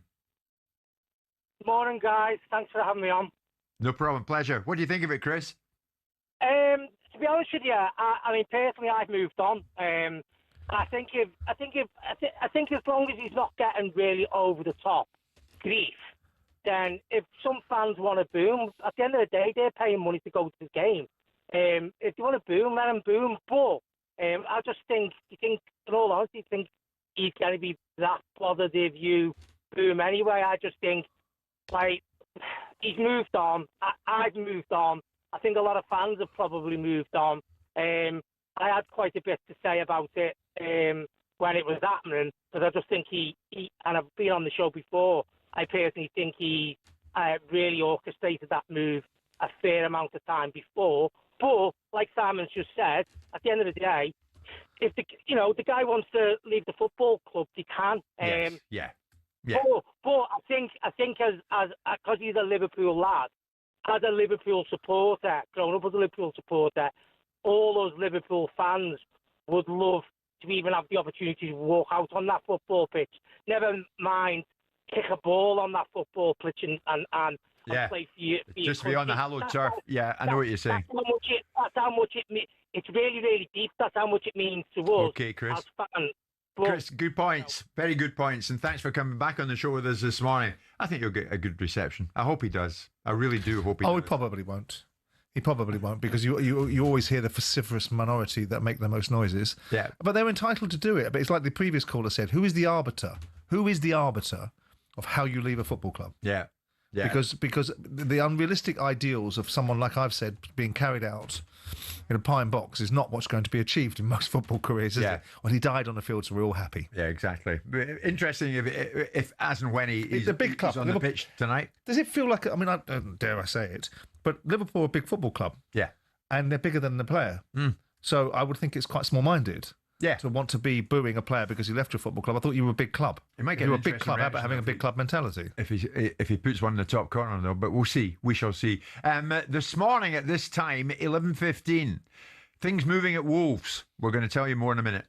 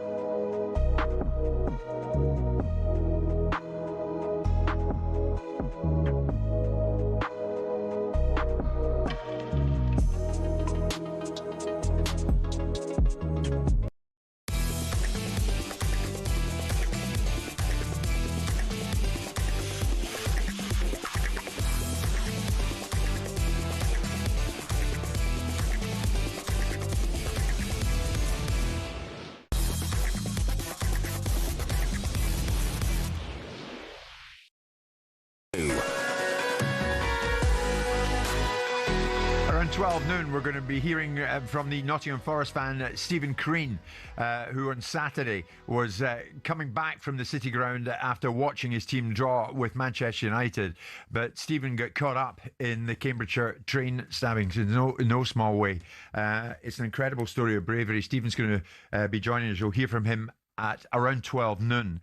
talkSPORT's chief football correspondent Alex Crook is a busy man as always, and Alex joins Simon and myself here in studio this very morning off the back of 11:15. Where are we now? About 11:20. The latest on Wolves. This is the one, Alex. It certainly is. It's been a little bit of a farcical situation really since Sunday morning, when obviously Vitor Pereira, I think inevitably, was fired after the start they've had. No wins in their first 10, 8 points adrift of safety. My understanding is that one of the first people that they called on the back of that decision was Gary O'Neill, former Wolves manager, who himself started last season with no wins in his first 10 games, ended up being fired a little bit later than Pereira. That went down like the proverbial lead balloon with the vast majority of Wolves fans. There was an open letter from the Supporters Trust, not necessarily protesting about the prospect of Gary coming back, but I think about the way that Fosun and Jeff Shee in particular have ran the football club. And then we got the news around about 6 o'clock last night that despite the fact personal terms were already agreed, I'm told that Gary O'Neill had taken himself out of the running, decided now wasn't the right time to go back to Molineux. There's been some suggestions it was a disagreement over the length of the contract, that maybe Wolves were only guaranteeing him a job until the end of the season, and obviously he wanted a longer term commitment. But you have to assume that maybe Gary took into account the backlash from the fans as well. It would have turned toxic quite quickly. Their first game would have been away at Chelsea. You would expect them to lose that. And then straight away, Gary O'Neill is on a negative footing. The other name in the frame that I was given on Sunday, and I know you've spoken about him already this morning, Rob Edwards at Middlesbrough, who distanced himself from the speculation yesterday without actually coming out and saying, well, I'm definitely not taking this job. He's a former Wolves coach. He's a former Wolves player, still has strong ties in the area, a big emotional attachment. So I do think if I'm a Middlesbrough fan this morning and they've started the season in great guns under Rob Edwards, I'd be a little bit concerned about what happens next. You mentioned Rob Edwards, and you're right, Alex. He spoke about it because Middlesbrough are currently second in the Championship, go to Leicester this evening. Ahead of that, he spoke about those Wolves links. I was told by my daughter yesterday, so that probably tells you where they're at. I can understand it, my links to the club. But look, my full focus is on this job here, which is a brilliant job, and trying to turn things around from the weekend in a really big game against Leicester. It's all like, again, speculation stuff. It's hard for me to then comment about anything else other than Middlesbrough Football Club, which is where my focus is. We've done a decent job so far. That's all I care about, is trying to win tomorrow. I mean, when you think of it, Simon, you look at who's more likely to be in the Premier League next season, Middlesbrough or Wolves. Maybe Rob's best employed staying at Middlesbrough. He has no business doing anything other than the job that he's got at Middlesbrough. He's been given an opportunity by Steve Gibson, who's a good football club owner. He's been brought back from an end of his time at Luton, where his reputation was damaged a little bit because Luton's decline was to some extent under his watch. The successes are there. You've got to remember those successes. He was part of it. But he's been given a good job. Remind yourself, Rob, that Steve Gibson gave you an opportunity. And don't even be considering moving to Wolves. Just because you played there, I took you on loan to Palace. But you know how it works. You weren't that indexed to Wolves. You know how it works. No, it's not how it should work. And it won't serve him well. Because if he jumps out of the Middlesbrough job after being in there for 5 minutes, we've seen this before. We've seen people thinking that the grass is greener somewhere else and the opportunities that exist for them. And it isn't. He's at a good football club. Middlesbrough are in good nick. Gibson will be thinking that they can get promoted this season, so he'll probably get backed in January, pack it in, distance yourself from the Wolves job and get on with the opportunity that you've been given. If you're listening, Rob, good morning. Pack it in. You're not going to Wolves. You're staying at Middlesbrough. So who's going to get it?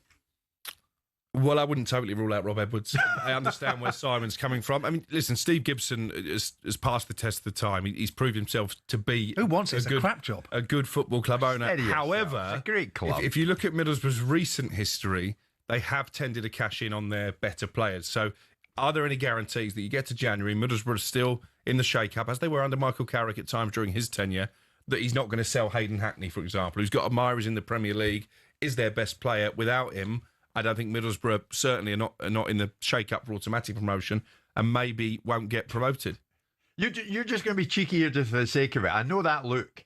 No, I think that it really is a duty of care, an obligation to be given. You've been given an opportunity. Duty of care. Yeah, because you were afforded an opportunity. I don't suppose he turned around and said to Steve Gibson, "I'll only stay in the event that you don't sell any players." I suppose he bit his arm off at the shoulder to get the bloody job in the first place. So do your job. Wolves is not a better job than Middlesbrough. Wolves is a club that's in managed decline. I don't disagree with that, by the way. If I was advising Rob Edwards, I would be telling him to do exactly what Simon is saying. This is Wolves, a Premier League club. Not for much as longer. we speak this morning. morning. They're doomed. They're 8 points adrift of safety. They They've sold all their best players, barring Strand Larsen. Actually, when you look at his form this season, maybe they should have taken the 55 million quid because they're not going to get that again. So here's one for you. Would Eric Ten Hag want it? Would he take it if offered it? No chance. Eric Ten Hag has managed Manchester United and Ajax, and he went to Bayer Leverkusen. He sees himself as an elite manager. Whether we do, I think, is a different matter. Why on earth would Eric Ten Hag want the Wolves job? Well, his name appeared in the frame last night. Yeah, I'm not sure there's great substance to it. You think he'd take it? No. God, why would you take it? It's not a great job. It's a club in managed decline. I'm not disputing the fact that Wolves is a great football club, and I remember when the stories of Billy Wright marrying a Beverley sister. So what? You're getting relegated from the Premier League. You're a club in decline because your ownership model has changed its thought processes. And so as a manager, think bigger and bolder than the end of your nose. Well, someone's got to manage them. Yes, well, someone has. And again, I always think when you fire a manager, and I know you think maybe this is a little bit of an idealistic way of looking at it, but it's the same at Southampton. They fired Will Steele, seemingly with no idea who they're going to bring in.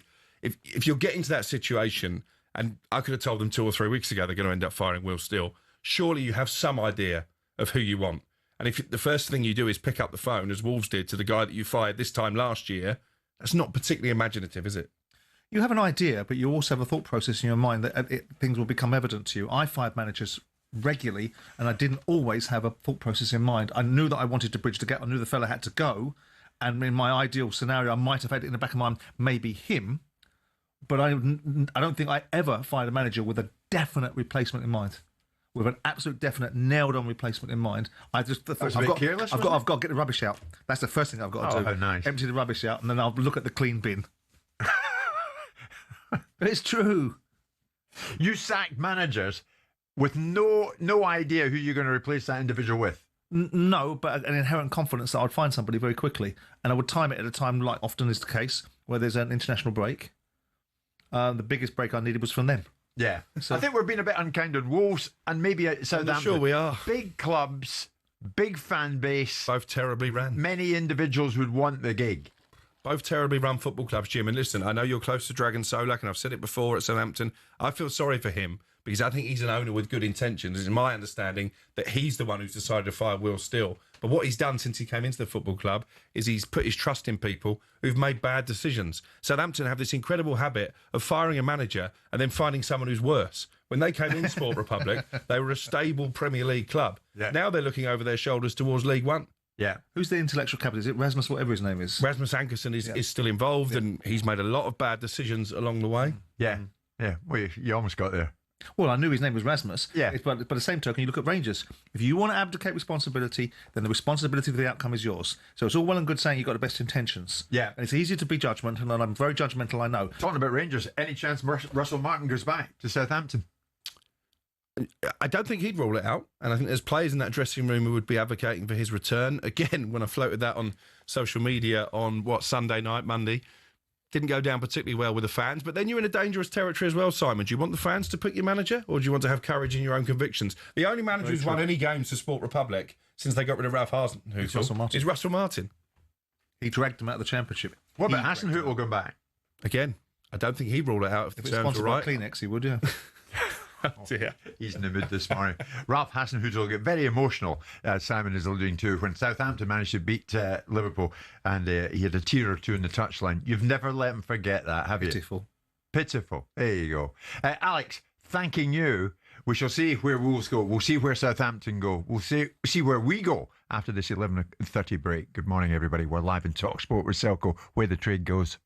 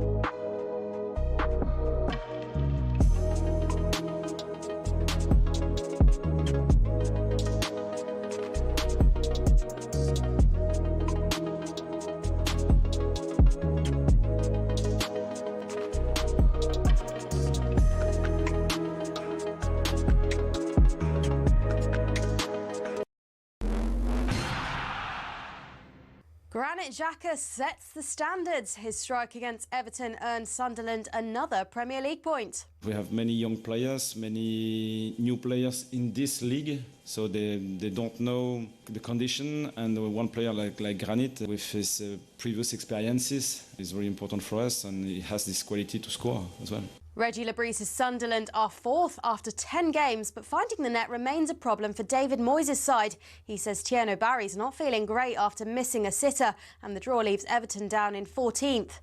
Now, after Gary O'Neill ruled himself out of a return to Molineux, Sam Allardyce has told us Wolves is a club he has huge affection for. Wolves was one of my childhood favourite clubs that I started watching, I suppose, but you know, who knows? I think I've heard they're looking for a younger coach anyway, so not so sure my time will ever come round again. But I sit and wait. You never know. And is he a faithful or is he a traitor? Trent Alexander-Arnold has been told he can expect a mixed reception when he goes back to Anfield with Real Madrid tonight. Here's Mark Lawrenson. The majority of Liverpool fans, I think, will clap him onto the pitch. Yeah. And then they'll hope he absolutely gets topped by somebody. Elsewhere in the Champions League, Arsenal go to Slavia Prague. The early kickoff is live on talkSPORT 2, while Spurs versus Copenhagen is live on talkSPORT from 7 p.m.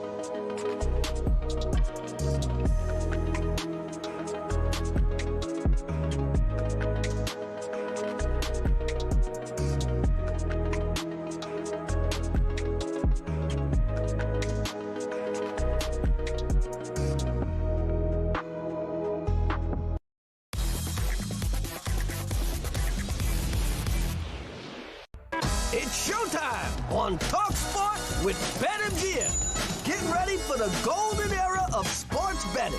Visit betmgm.co.uk or download the app. 18 plus gambleaware.org. Just seeing pictures of David Beckham being knighted at Windsor Castle. Sir David Beckham. There we go, Simon. Nice moment for Sir David.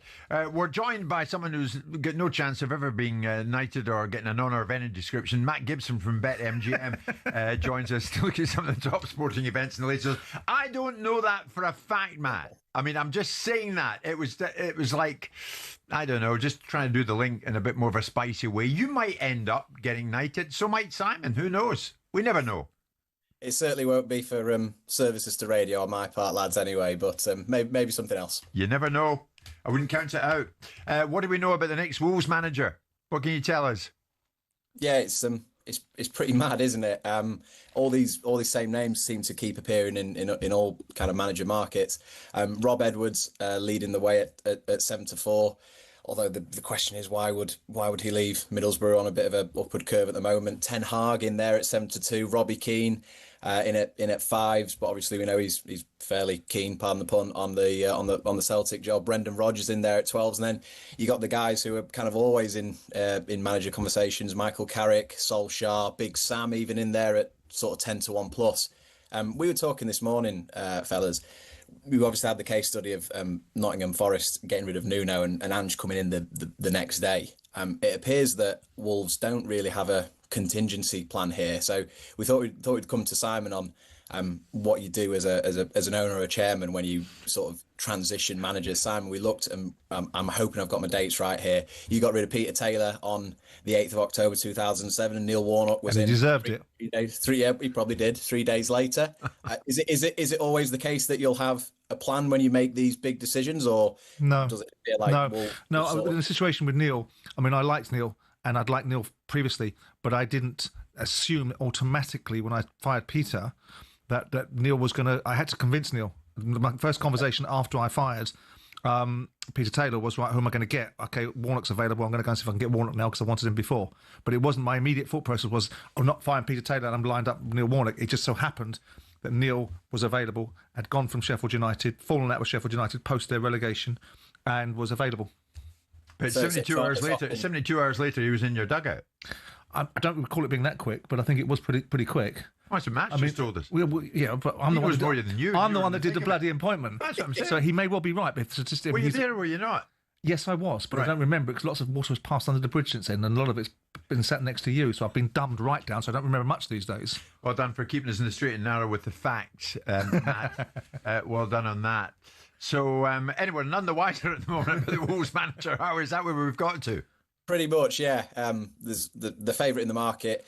Like, why would you leave Middlesbrough? They very well may swap division. So Rob Edwards at 7-4 for me. Yeah, stay clear of that. Yeah, okie dokie. Champions League tonight, Slavia Prague Arsenal live on talkSPORT 2. What's your thinking there? Yeah, there's a few decent stories in the Champions League tonight. I think Arteta will probably rotate. All due respect to Slavia Prague, I think he can get away with making a few changes and winning comfortably there. We've got them as 2-9 favourites, 5-1 the draw, 23-2 for the outsiders. Spurs similarly, I think it'll be straightforward for both London teams tonight. Spurs 8-25 to beat Copenhagen. I know they had a little bit of trouble against Chelsea and after the final whistle and all of that, but we still have them as rock solid favourites. To win this evening. Liverpool versus Real Madrid. Just heard the Trent story on the news there. I'm not sure he'll play, fellas. Danny Carvajal was injured in El Clasico, and they started Fede Valverde stood in at right back against Valencia at the weekend. So whether he gets booed or not, I'm not sure. I'm not sure if he plays. The betting in it is super close. Liverpool slightly in front at 6-4. Real Madrid only just behind it at 31-20. And then elsewhere, I know it doesn't concern an English club, but obviously a very good English player. Paris Saint-Germain versus Bayern Munich. Yeah. These are the guys that are What a game! What a game, Matt. Yeah, really setting the pace early doors. These two teams, PSG, we know they're young, exciting, talented players, likes of Kvaratskhelia, Desiree Doué, all of those guys. But Harry Kane is rowing the boat for Bayern with the likes of Michael Olise and Luis Diaz. So I think that is a really interesting game. Bayern are 13-2 for the outright. If they do PSG tonight, I think that'll come smashing in the betting. Yes, indeed. And tonight, Coventry under Frank going so well against Chris Wilder's Sheffield United. That's a talkSPORT 2 exclusive in the Championship. You're thinking on that one? Yeah, I mean, if you're a Sheffield United fan, probably the last place you want to go is Coventry away. I know they lost their unbeaten record against Wrexham, but they've been the pace setters in the Championship. And to be fair, the bookies top four in the bet in Coventry, Ipswich, Borough, Stoke, all in action tonight. Coventry, as you say, take on Sheffield United, Stoke and Borough away to Oxford and Leicester. Leicester really struggling. I think they've lost 3 on the bounce.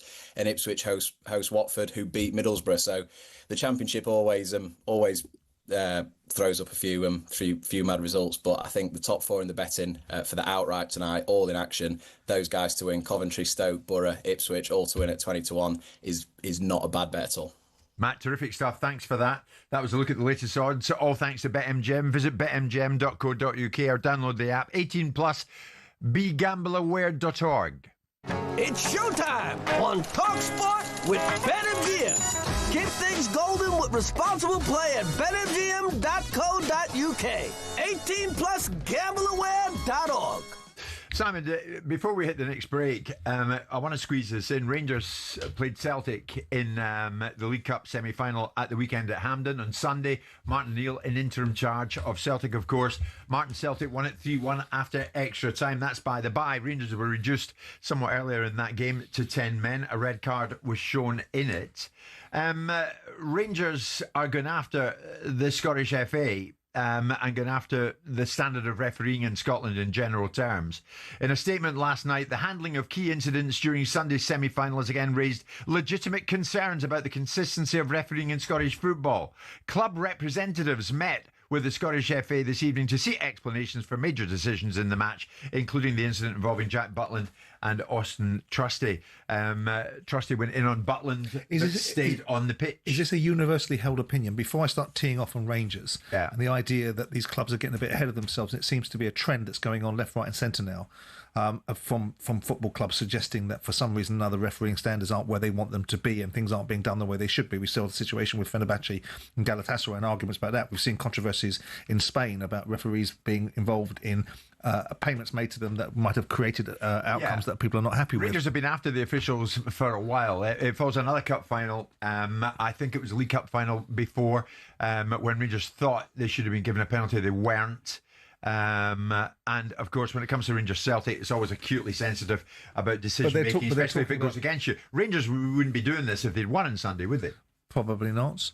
How many times do we see these sort of things when managers have got a situation, or manager in an instance? We saw one with David Moyes recently where he was making a song and dance about something that if he'd got the decision his way, would not have heard a peep out of him. So they've got to have the same standards. If the refereeing fraternity in Scotland, and I don't study enough Scottish football to be able to observe it and opine upon it in terms of the quality of refereeing and have a consistent opinion about it, but if the refereeing standard is not high and the other clubs in the league concur with that, then they have every right to start saying to the governing body that deals with the refereeing standards, whether it's the PGMOL or what its alternative is in Scotland, we've got to get our standards higher. I often think that that's not the motivation. The motivation is a deflection from something that's not happening in their world. If Rangers were going great guns, winning games, and the team was flying at the top of the league, we probably wouldn't hear these noises. Exactly. But it has to be also considered in the rounds. It's very easy in an isolated conversation to say, this is nonsense. I can remember decisions happening back in the day, and specifically one that happened when we played Bristol City in a meaningful game when Neil Warnock was a manager. We scored a goal, hits the ball, Freddie Sears scores a goal, ball hits the back of the net, comes out of the stanch, out of the advertising board so quickly, gives a goal kick.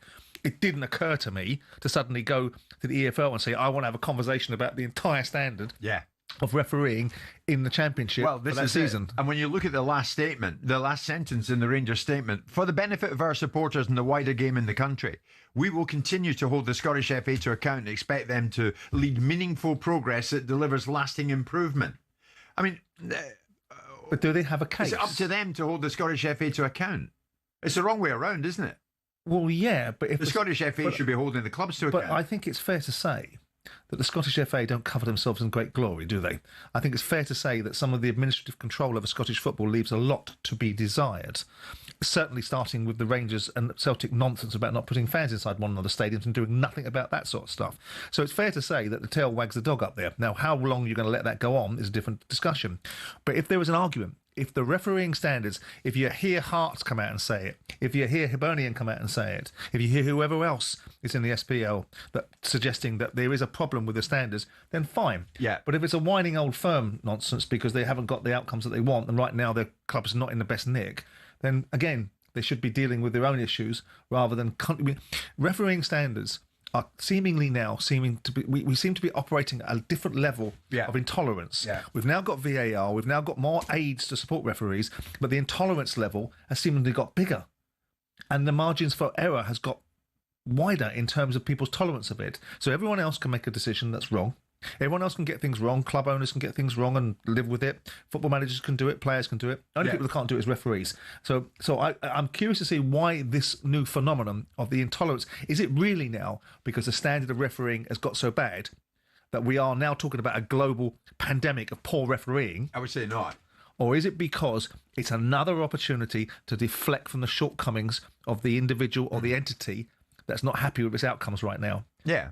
I mean, these days, Simon, do you think the officiating is any worse or any better since you were in the game as owner of Palace? But I think they're up for grabs. And I think also the ridiculous mischaracterisation that the media is in part sections of the media are part responsible for. People within the confines of the media that wanted to represent VAR as a panacea for every single ailment. Yeah. Why don't you start with stop cheating players, stop simulating, stop trying to con referees, and maybe we can deal with that issue alongside the lines of referees getting it better. But the idea that VAR was seeded into football to make every decision 100% bulletproof has now seemingly created another narrative, which means anything that gives a cause to doubt means that people can become more vociferous about it. Yeah. We'll probably hear less from Rangers on this front if they start winning some meaningful games. It's Jim White and Simon Jordan live in talkSPORT with Selco, where the trade goes.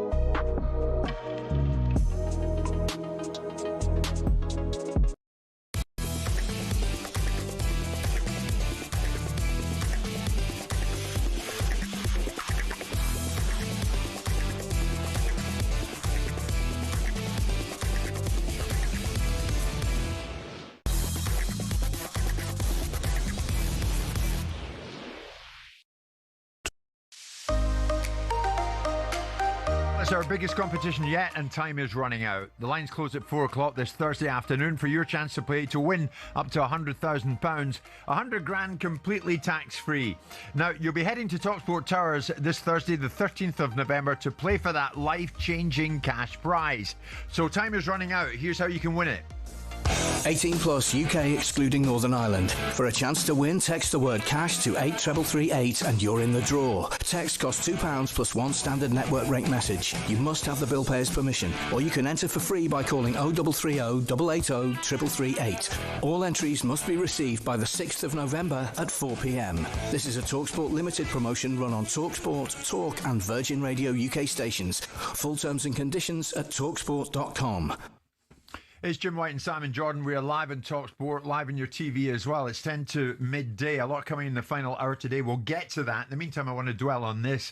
It's a simple question, Simon. Is wealth and, how do I phrase it, untouchability a dangerous cocktail? The reason I'm throwing this at you is this. Now, if you're watching on TV, have a look at this. Footage of Wesley Fofana of Chelsea speeding in his Lamborghini on the A3 hard shoulder has been released following the Chelsea player receiving another driving ban. There it is. He pleaded guilty to driving dangerously on April the 20th along the A3 Esher bypass near Hook in Surrey. Another motorist recorded Fofana on their dash cam and reported him to the police. Now, the date of the offence predates 8 other speeding charges for which Fofana was disqualified from driving for 2 years. He was disqualified at Lavender Hill Magistrates Court in May for 8 speeding offences committed while he was driving his Rolls-Royce Cullinan, a blue Audi, and the same Lamborghini Urus. On that occasion, he received 38 penalty points. There he goes, racing up the inside. 38 penalty points, taking the total on his driving licence to 48 points. The district judge, Julie Cooper, told him, "You obviously realise there are a lot of young people who looked up to you and they would like to be like you and follow you. That's part of the whole gig. However, they will not be able to afford these expensive cars with all their additions that keep them safe. And you could have some 17-year-old who's just passed their test who think that they can copy you. They won't be able to handle their car and do some ridiculous driving manoeuvre, and they're dead. You need to be much more responsible about your behaviour." If you're, I don't know, Todd Bowley, I think that's all by the by. Bally, would you be having a word with him? Well, yeah. I mean, I would. I mean, obviously, he's got a lot of time to commit speeding offences because he's never bloody on the field, is he? I mean, and driving around London, you only got to do 22 miles an hour and 20 miles an hour, and you've got a speeding ticket. Yeah. But this particular, I mean, I'm always loath to be in the territory of promoting footballers as role models and making them obliged to live their lives in a way that the kids that watch them don't emulate what they do. That's my job as a parent, to make sure that my children are seeded in the right way of looking at the world and understanding that you don't drive down a hard shoulder in a ridiculous way just because you've got a high-performance sports car. It's irrelevant. The fact of the matter is, what I'd be saying to him if I was a Chelsea ownership, I would be saying I would pull him in. I wouldn't be fining him or going down that route. I'd be pulling him in, saying, "This is not how you behave when you represent this football club. You are an asset of this football club. You've hardly kicked the ball since I paid 50, 60 million quid for you, but you are an asset of this football club. There is a way to behave on and off the field, and I expect you to behave in keeping with the Chelsea footballer or the kind of Chelsea footballers that I want playing for this football club. So pack it in, don't do it again, or we're going to have a major problem." Now, he's obviously, a young man in a very rarefied world, a very entitled world, a world that institutionalises them against the normal parameters of what other people have to live in society, and that is a lot to do with money. Money does that to everybody. To some Does it extent. make them feel untouchable? Yeah, it does, because money. You feel untouchable. Well, because often the rules of society don't apply to you. You don't have to queue up. You can get into restaurants where other people can't get in them. You can get things done for you. And normally the person that's most successful in the room is the person that at least has to buy a drink because everyone else is doing it for them and wanting to be around them. But that doesn't mean that you shouldn't have a touch of reality and an awareness of the privileged position that you're in and behave in a certain way. He's driven, I know that stretch of the road because I go back and forward to that because my daughter lives out in Cobham, so I know exactly where he is. And it's A3. Yeah, A3, but Esher bypass. So, it's a road that has a lot of traffic on it, and I'm sure he's frustrated sitting in traffic in his Lamborghini. So you wouldn't fine him, but you'd say, come here, we need to speak. Well, I don't know what grounds I'd have to find him on. because ultimately it's not a football-related matter. It's a reputational side of things. He's been consequenced by the police. He's now been banned. He's got himself a series of speeding tickets and all kinds of things that put him in a situation where he's not going to be driving for 2 or 3 years. He's got 300 hours of community service. He's been given a smack. But what I would want to do as his owner, if indeed people like Eghbali or Bowley are that close to it, or say the chief executive, whoever's in there, is I'd want to make sure that he understood that playing for this football club, there was a degree of reputational responsibility, and I don't want you behaving like an imbecile outside of the football club, which is what you've just done. You've behaved like an imbecile, an entitled, arrogant, cocky individual that thinks you can race your little sports car down the side of a hard shoulder to get where you want to get because everyone else has to queue and you don't. So pack it in, get yourself some grounding. You're in a very privileged position. You're a very talented footballer. Don't undo all that by doing things like this. I think there was a time that Sir Alex used to ban youngsters at the club from driving certain models of cars. Yeah, but why was that? Because he thought it created injuries for them. It was Ryan Giggs that he had a particular problem with driving a car because he felt that changing a gear in a Ferrari was damaging the muscles in his legs rather than the cars that he was driving. I mean, in the past, Fofana's driven a Rolls-Royce Cullinan. Not, I know if that's for sure the right. You will. Is that the right pronunciation? Yeah. Well, a Lamborghini Urus. I mean, they've got so much money. It comes back. Well, that's it. They've got so much money. Wealth and untouchability. Well, they've got so much money, and some people have got a lot of wealth, and they don't behave this way. It's a certain mindset. There's lots of people that are very successful. Lots of footballers that make a lot of money. And I have one of them whose son goes to school with me, my son, who's a lovely fella. You would not pick him out as a footballer in terms of the fact that there's a stereotype image of what footballers look like. He drives nice cars. He has the trappings of success.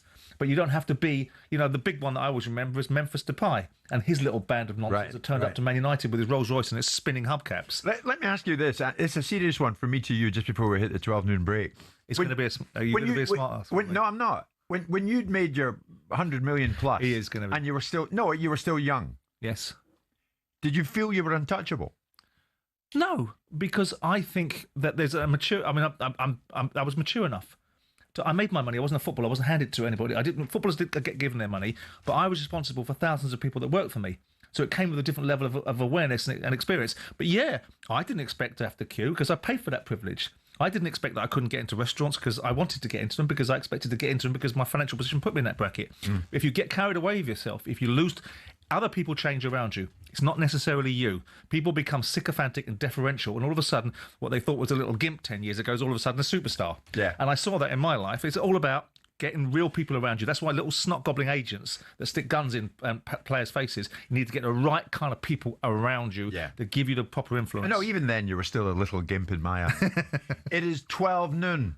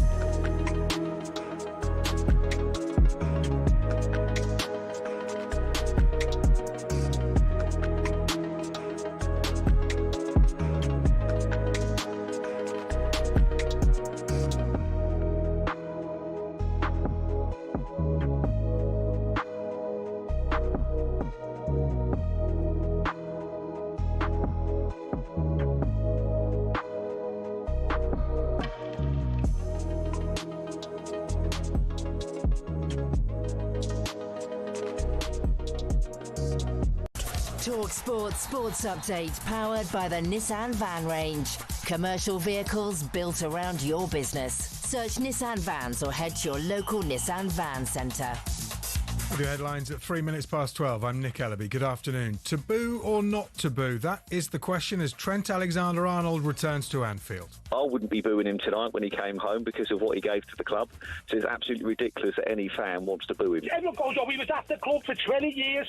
So you've been with your missus for 20 years and you knew she was texting some Spanish fella. Most fans from Liverpool will boo him because of his brother, who's his agent, was telling everyone who'd listened that he was going to Real Madrid for free. The talkSPORT phone lines are hot as Real Madrid go to Anfield in the Champions League. We've got Slavia Prague versus Arsenal. The early kickoff is live on talkSPORT 2 later. Spurs versus Copenhagen is live here on talkSPORT from 7 p.m. Sam Allardyce will be up for a return to the dugout at Wolves. He's told talkSPORT he's always admired the club, but he's heard they're looking for a younger coach anyway. We understand Middlesbrough's Rob Edwards is a strong contender for Wolves. That's after Gary O'Neill ruled himself out. It's feared less than half the money from the sale of Chelsea will go to victims of the Ukraine war, as was promised. Newly published accounts suggest over £1.5 billion worth of loans to a company owned by Roman Abramovich need to be paid off first. Sir David Beckham has formally accepted his knighthood at Windsor Castle. He's been recognised for his services to sport and charities. And Ben Stokes has signed a new 2-year deal with England, taking him to the next home Ashes in 2027. Young fast bowler Sonny Baker and veteran spinner Liam Dawson are centrally contracted for the first time, while Johnny Bairstow and Jack Leach miss out. There's more content on talkSPORT's Cricket YouTube. talkSPORT News. White and Jordan speak exclusively to one of the victims of the Huntingdon knife attack. That's up next. And the Tories say the Chancellor's role would be impossible if she goes back on Labour's tax promises. The news team has more in half an hour. talkSPORT weather with QuickFit. With expert technicians in all our centres across the country, we'll keep your car's inbuilt safety tech in top condition this winter. Book today at quickfit.com. Wales and northern and western England wet and windy, brighter elsewhere, a few showers around, especially across northern Scotland, very mild and blustery.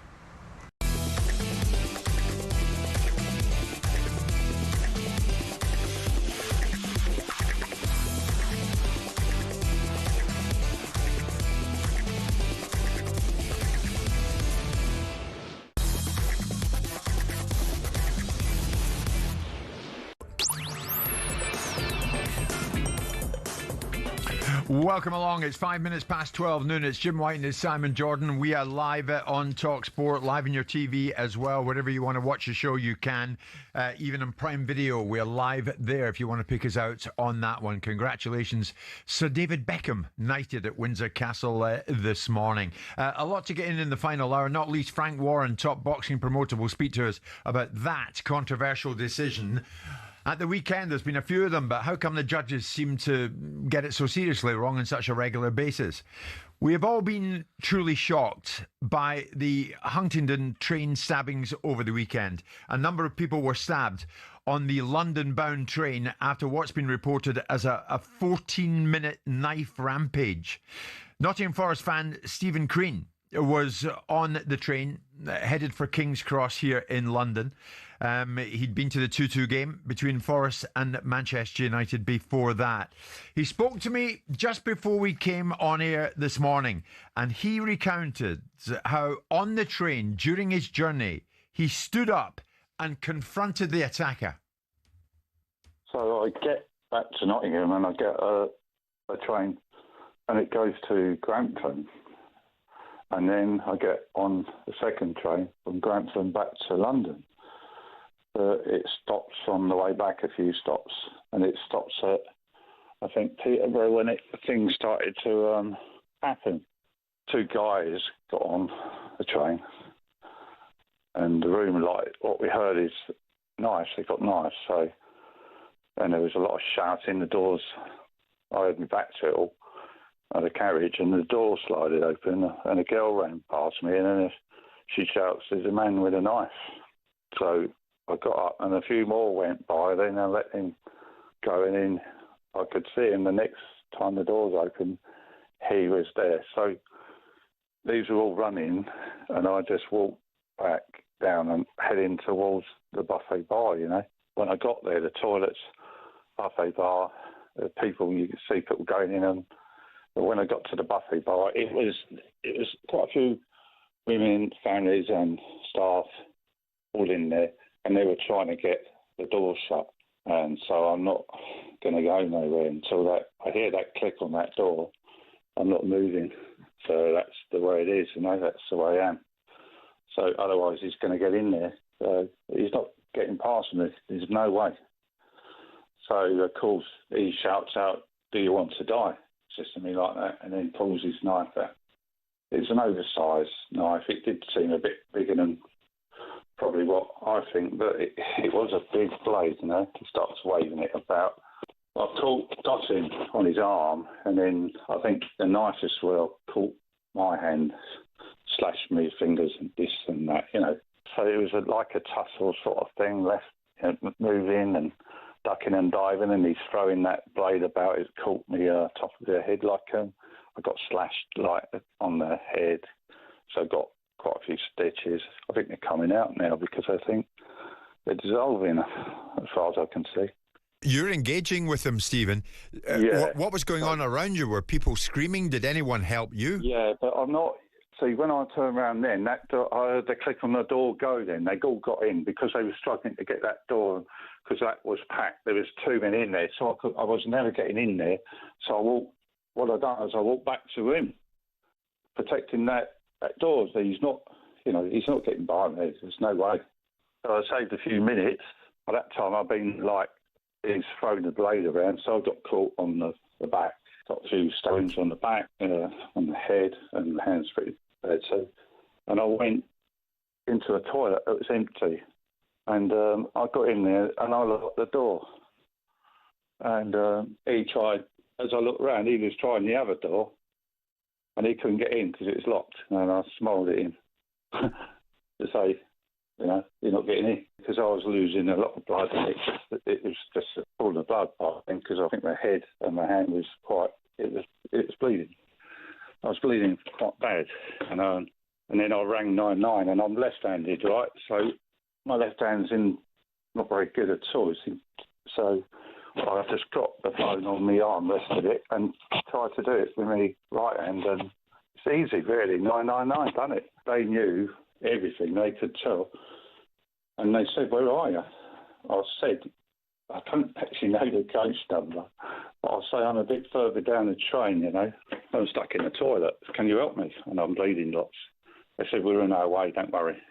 And then a few minutes after there was a lot of banging and shouting, and then I weren't sure who it was, until they started talking to each other, and then I heard their radios talking, and it was like they're armed police and all that, and they were on the case, And shortly after, they got him. They had him. Stephen, looking back in it, it was an incredible act of bravery on your part to engage with this individual. Did you think you were about to die? You know what? I don't think I had much time to think to it. It's just a force of action. It's a natural reaction to protect who I'm with, or my family, my friends, or even strangers to a degree. They're in trouble. If someone's in trouble, I'll always be there, It's just in my blood. It's my family, and it's just my upbringing. That's the way I am. I'll always be like that. Yeah, of course, you're scared for a little bit, but I think it goes away. You get confident. You think, I'm in the right here. I ain't done nothing wrong. It's him. I know his mum and dad were alive. They'd be proud of me. I know that. That's it, I couldn't go back the other way. I'm not, if I go back away from it, he gets in that door, then it's going to be slicing everyone up. So he's not getting past me. That's it. As simple as that. How do you look at yourself after all of this? Do you see yourself as a hero? You've been called a hero. No, we've got heroes. No chance. You've got heroes of the police, the ambulance staff, and all them. Train driver, and there's one sick man still. There's one badly. There's not much other people, and the hospital staff and nurses and all that. God, I call them heroes before me. What about your beloved Nottingham Forest? Has the club reached out to you? Yeah, they're offering support to the fans, but it's a lovely gesture, Brian. But that's what they would do, and that's what the owner and the club and everything. That's the way they are. They've always offer help and everything. That's the way they are. So they'll always be there. We're one big family. We are Nottingham Forest, and we'll always be close, and that's the way it is. Stephen, mentally, I know your wife is with you and you've got support. Mentally, how are you coping? Yeah, I'm all right. People say I might need people to talk to, but the thing is, I think talking to people like yourself and the people that come to the place where I live, you know, they've had different sources come in, you know, different newspapers, and they've all been nice and they've all talked nice to me, and it's been, you know, it's good for me to talk, I think. So that's what I've got to do, and I might have to talk to someone about this because it is getting to the emotional side now, you know, it is coming out. So, but I know what I've done, and I didn't have much choice in this. There wasn't no choice, so I can hold my head high, and I know my friends and family will always back me. Strangers that don't know me, whatever, they can say what they want. They don't know me. I'm a gentleman. I always will be, and I always stand by anyone in trouble. Anyone. So listen, there's a small matter of Nottingham Forest Leeds at the weekend. Are you going to go? Yeah, well, I've got to go to the doctors and this and that, and I've got, like I said, I will get a plastic surgeon's appointment, so I don't know when that's going to be, but I'm sure that won't be the weekend, so I might be all right. Take some painkillers. I'll be there. I can do it. I don't doubt it. Stephen Crean, Nottingham Forest fan, caught up in that horrendous scene on the train, the King's Cross bound train at the weekend. He's some man, isn't he? Absolutely. I mean, these are the sort of instances where the best in humanity perhaps encountered the worst in humanity. I mean, these are the sort of people that should be recognised and rewarded and given gongs to. These are the sort of people I want to see getting knighthoods. And I hope for him, not that he will be seeking this, that Nottingham Forest do something on Sunday. I think this man should be in the stadium, should be a guest of Nottingham Forest. I'm sure he will be. Should be put on a jumbotron. He should get a standing ovation from the entire stadium, because it's this kind of bravery, it's this kind of substance that defines elements of our society. And a selfless act of courage and bravery probably saved quite a few people from significant injury, and he's to be revered and respected and admired. What a man. What a man. Stephen, if you're listening this lunchtime, and I think you are, thanks for the chat earlier. Glad you're okay. Hope you will be okay. And you are a hero in all of our eyes. I can tell you that. And I've no doubt you'll be there at the weekend to see Forest up against Leeds. And as Simon says, quite rightly, I'm sure Forest will recognise your incredible bravery on that train.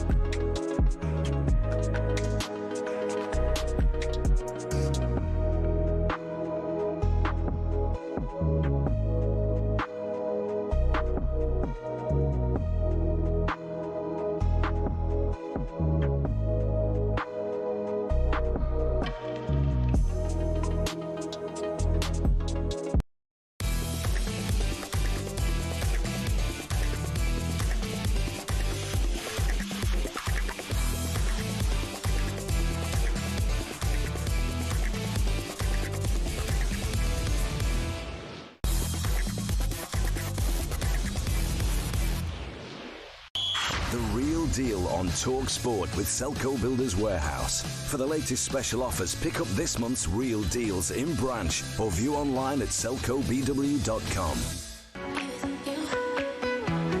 Let's pick out who's been the real deal this week with Selco Builders Warehouse. We are going to alight upon one Declan Rice. Lovely guy. I know Declan, interviewed him on a number of occasions and is now absolutely excelling in an Arsenal shirt. We'll get to just how well he's been playing of late in just a second, but well do we remember a couple of years back in this very studio, a certain Graham Souness speaking about Declan Rice. You know, if you're looking for a top midfield player, forget the top. Let's say a top midfield player.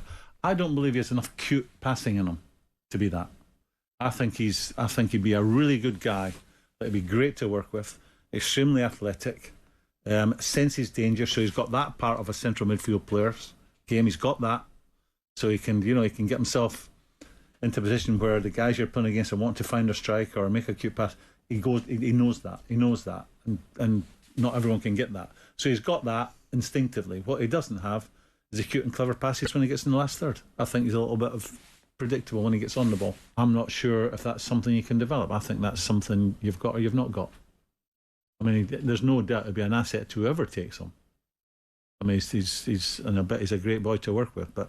And this is not a criticism. You know, we're talking about someone being worth 100 million quid. But for me, the top midfield players have what he has and have the cuteness of play further up the field and they score goals. And they create chances. Yeah. His record is 204 games, 10 goals, 10 assists. What a difference 3 years can make. 2 or 3 years, not least to that studio and how we look nowadays. Yeah.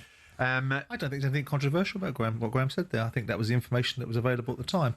And I think there was a lot of questions about Declan Rice. I remember watching him for England, sideways and back, sideways and back, sideways and back, sideways and back. So when you're dealing with the situation that Graham was referring to, do I think that Graham was right? And a lot we said that, yeah. Do I think that Declan Rice has a clever ball in him, like someone like a Pirlo? No, I don't. But do I think he's a great footballer and a great, given that they've got Zubamendi now in the team that enables him to get further forward? Yeah, of course. I mean, has he evolved into a top midfielder?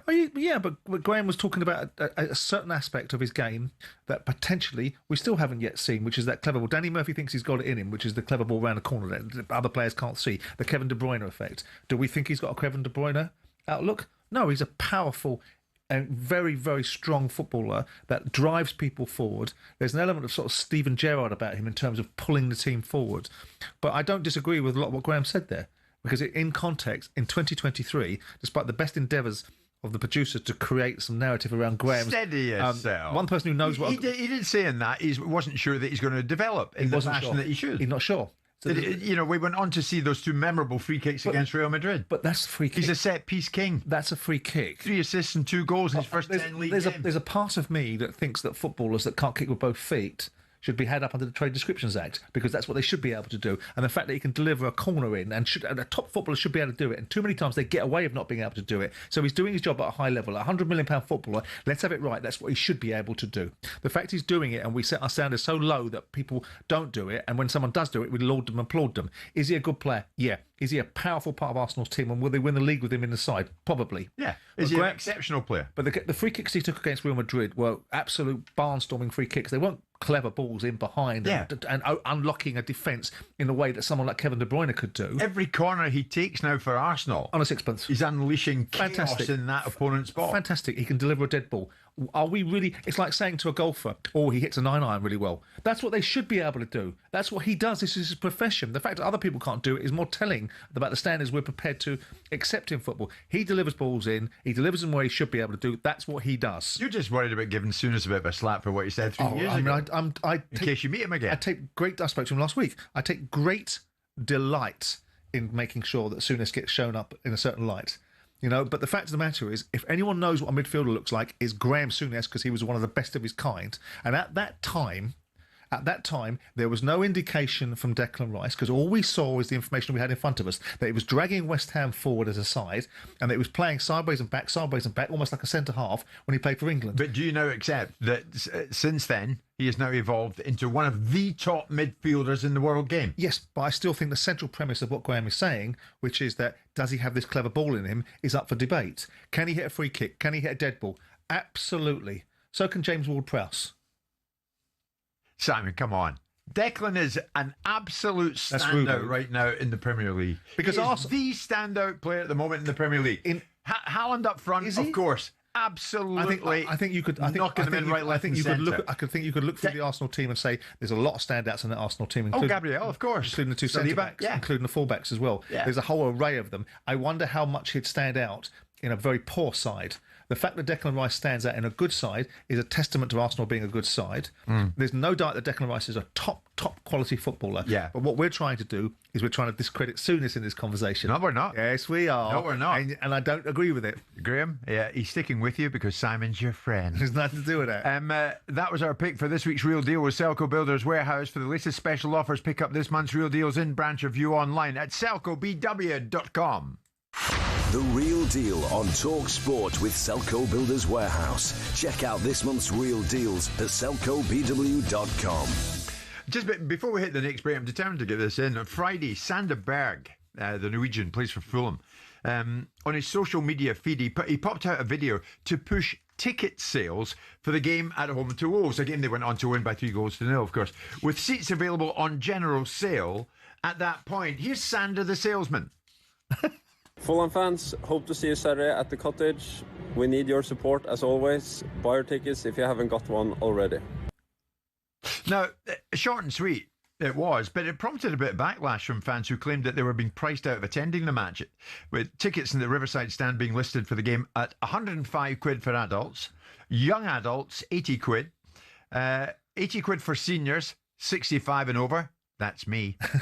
And under 18s at 55 quid. You'd wheedle a free ticket, so you wouldn't worry about that, would you? So what's the argument here? Are we arguing about the price of the tickets, or are we arguing about a footballer being part of an advertising mechanism? The latter. Should players be put in a position where they're having to flog tickets? So when players... Hi, everyone, you don't want to miss this. So when players are put in a position where they're flogging the kit, right? They're modelling the kit that they're going to wear in an advertising campaign to get people to buy merchandise. Don't pull the muscle. What's the difference? Yeah. Why don't the owners do it? Well, who wants to see a picture of an owner of a football? Who wants to see a picture of an owner of a football kit? I'm the owner of Fulham. You want to come to our Can you imagine game? Marinakis in a football kit? What kind of sell would you get from that? That'd be a very limited audience that would buy that shirt. It's a tight fit, but we can do it. 105 quid for adults. What do you think? I mean, it's down to the club, I suppose. And Sander Berg represents his club. Yes. But the players are assets. Do I think it's a great look? Probably not. But in the great scheme of things, we use footballers for everything is hung on a footballer. Everybody wants to hang their hat on it, whether it's outside brands dressing Jack Grealish and Gucci so no bug ever wants to wear it again, or it's something else to do with some other product, right? So why wouldn't the football club? Yeah. Why is the football club the only thing that's exclusive from being able to use the players as an opportunity? It looks a bit desperate. It looks a bit unnecessary, but when they're moving the argument on to how much the ticket price is on, well, that's a different argument entirely. We all know that there's a real issue around what's happening in football pricing to football fans, but then at the same time, these are the same football fans that go, buy me another £50 million footballer. Yeah, well, true.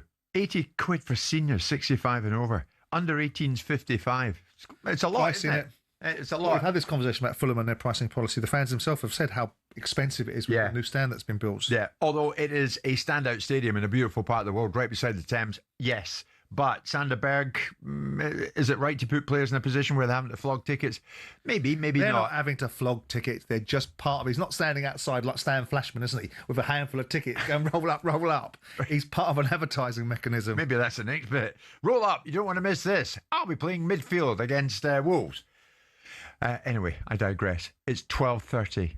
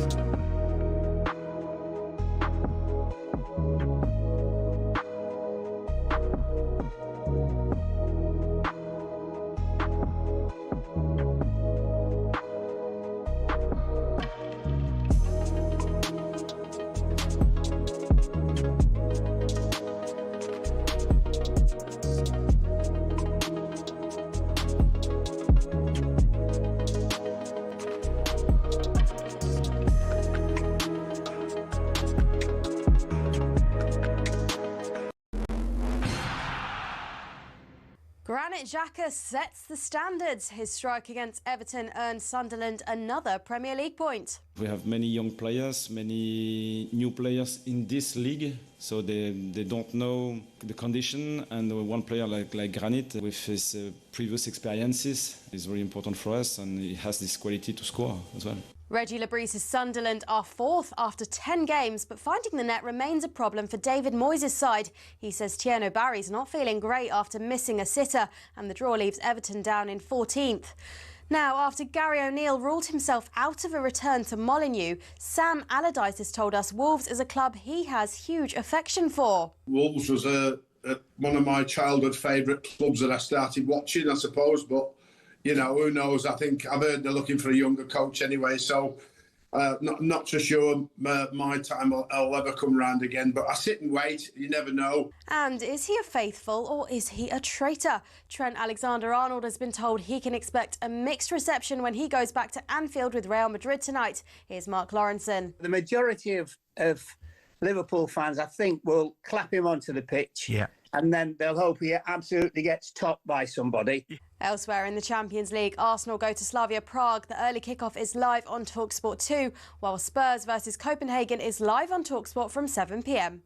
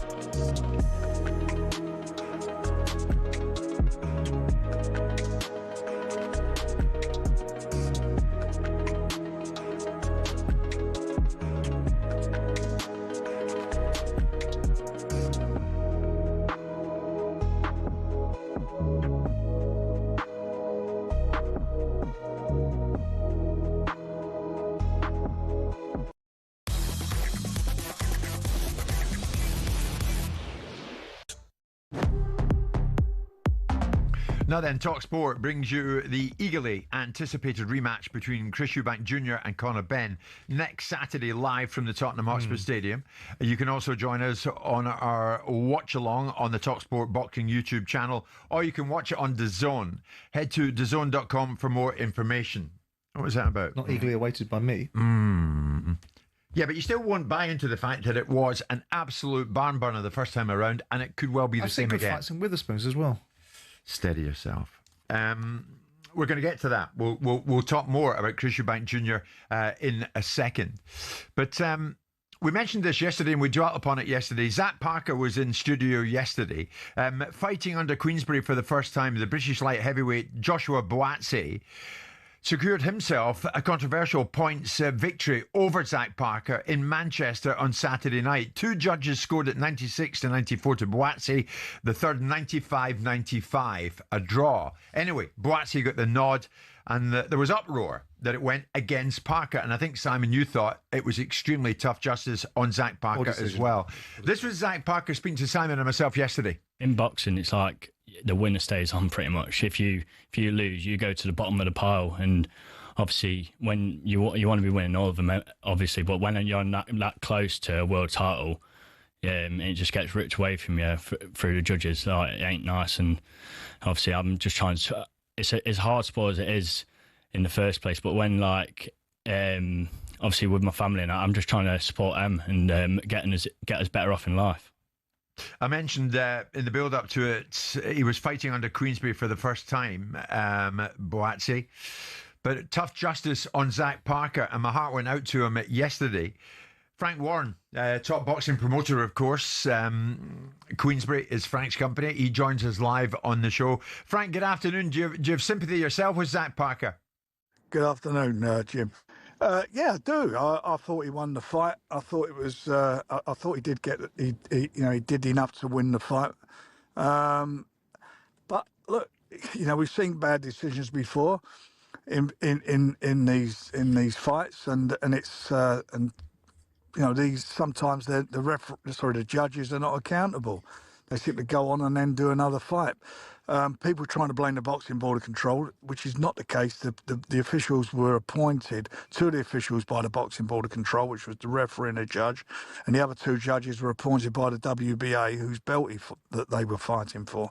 But it was tough on them both. But I've got to be honest, it was a really good card. We had a fantastic card the week before with Fabio.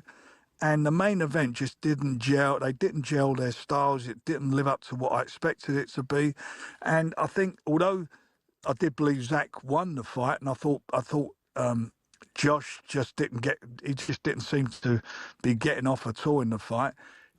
Zach fought a fight where he was nicking the rounds and he was doing what he had to do. It wasn't very attractive from both of them. But what didn't do him any favours was he kept going down on his knees. He'd done it about 4 or 5 times, I think. I know, but Frank, here's the thing. I mean, you know your way around the boxing business, of course you do. And you said moments ago you thought Zach Parker had won the fight. So, I mean, where do we go from here? Something's got to change, isn't it? Something has to change. I agree. Well, there's one thing that needs to be changed. It's not rocket science. What you do if you've got there's a panel that can, for example, the Boxing Board of Control, the WBO, etc., WBA, I should say, etc. They can watch these fights back. There's a steward in charge. He can make a report, and they should do what they do in football. They should downgrade them. It's really simple, but they don't do it. I mean, transparency is one thing. I mean, there was some, Marcus McDonald was a very established judge, isn't he? So you're not talking about people that haven't got track records of quality and calibre, whether you agree with that scenario about the judges full stop. But how does one get to a situation where the snakes and ladders... I mean, the big thing for Zach is in a situation is that he's lost a fight. And I don't think it was anywhere near as controversial in terms as the fight that Josh Taylor had with Jack Catterall. I don't think it's in that territory, but I think it's clear that Zach Parker probably won that fight. How does he come back from a position? Because I know for a long time, Frank, you were obviously promoting Zach, and I remember you speaking to me about you felt that Zach... Well, we still are. He's been with us all the way through. Yeah. So, Simon, and we gave him another chance. Remember, he's come off of a loss, went up a couple of divisions, and I've got to be honest. In these last fights, he just all what I see in him and what I really felt he was going to be. The last few fights, he's not looked like that, and he'd done the same thing in one of his other fights where he went down on the floor, not getting knocked down, just going down, and it's not very good. And I think some judges not that they should do, marked him down for it.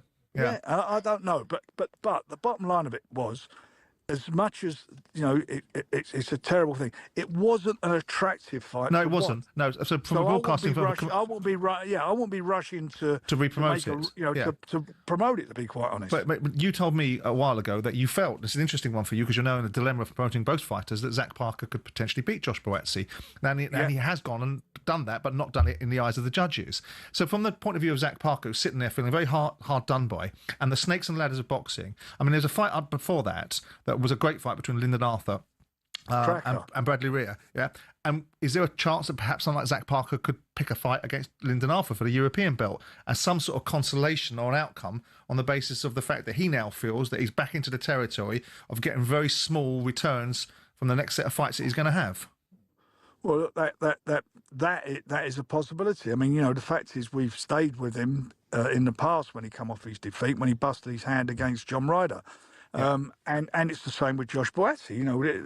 We got to make a decision who they're going to fight. That we got quite a good roster now of light heavyweights, and as you say, there was a couple of good light heavyweight fights. There's no rematch, Frank, between Josh Boetzy and Zach Parker, is there? Well, and it might get ordered if they order it. I think they've made a complaint. If they get ordered, then we'll see. But it's not for me. That was a tough watch. Well, you're a leading voice, Frank. I mean, you're an innovator, and the reasons why the Saudis are so prevalent now is because you opened the door and everyone's benefited from it. How do you change the direction of travel around the lack of transparency? We've got VAR on football that's created a different set of outcomes. It's still controversial.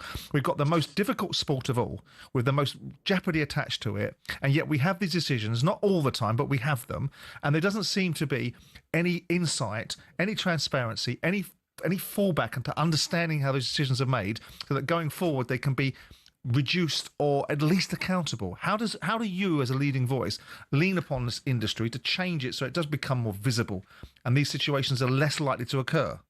Well, I think the first thing is what happens after, if you watch the fight, if you're watching the fights from home or if you're there, you see the referee goes round and collects in between each round. He collects from the judge on three sides of the ring their respective scores.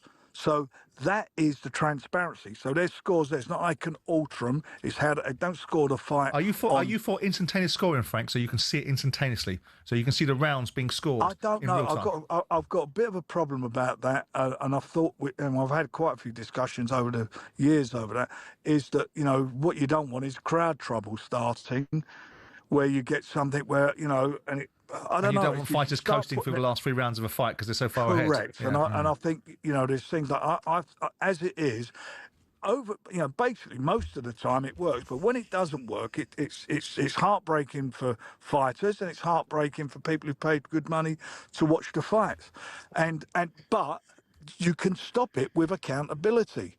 And that's the problem we have. Not just, it seems that's the problem in the world at the moment. There's no accountability for anything. Agreed, mate. Frank, talking about watching the fights, what we're going to watch on December the 13th. I mean, the original plan was to feature both Chisora and Itoma on the card. Are they both now no longer part of the event? Well, that was your plan, Jim. You kept telling me that's what we're doing. I said, can you just wait and we'll let you know what happens when we make the fights. At the moment, we're still in a situation. The one thing for sure, Moses won't be fighting on that date. But we're looking to see where we go with the 13, and we've got to make a decision probably within the next 2 days, because after that we'll have a problem getting the tickets on sale. I mean, Chisora, it wasn't me. Chisora was shouting from the rooftops that he was fighting on December the 13th. Well, he can shout as much as he liked. We were more or less announcing it. But when it comes to a situation where you agree something with one opponent, then that opponent's changed, not for us. Then we make a fight for another opponent and the terms are agreed, and then it's want to change it again. That's where we're at, and unless that gets sorted out, we have a problem. So at the moment, on December the 13th, no Itoma and no Chisora. There was, but we never announced Itoma. We said, I think maybe a few weeks ago, but then the WBA said that he was gonna. They put out the Pulev fight, and we couldn't jeopardize that fight by putting him on, because they'd have said he's not available and they go to the next contender. And that's the reason we want that fight, because it'd be number one and it would make him the mandatory. Frank, We have a few moments to share with you. Chris Eubank Jr., ahead of this fight with Ben. I know you're a big fan of social media. He's taken to social media to share footage of his ambulance allegedly being blocked post-fight. We spoke about this earlier. Eddie Hearn didn't stop that ambulance. It's absolutely ridiculous. I've got to tell you something. If I was Eddie Hearn, I wouldn't stand for that in any shape or form. He did not block the ambulance. He has nothing to do with what happens outside of the ring area. The security for that ring area is down to the venue. They supply the security outside of the ring area and backstage. So, I haven't seen this video. I've heard about it. I don't know if a job's worth or whatever happened, but that's certainly not down to Eddie Hearn. That happening. Of course, it's absolutely critical and crucial that a boxer should be taken to hospital if he's in any distress and get them there as soon as possible. I mean, you can't blame Eddie Hearn for that. That's ridiculous. It's a phrase I never thought I'd use. But Frank Warren, if you were Eddie Hearn, what would you do about this? This accusation from Eubank Jr.? I'd make him retract it. I mean, he's sticking to it. It's untrue. Well, that's up to him. I mean, it's not my business. That's up to Eddie Hearn and him. It doesn't do...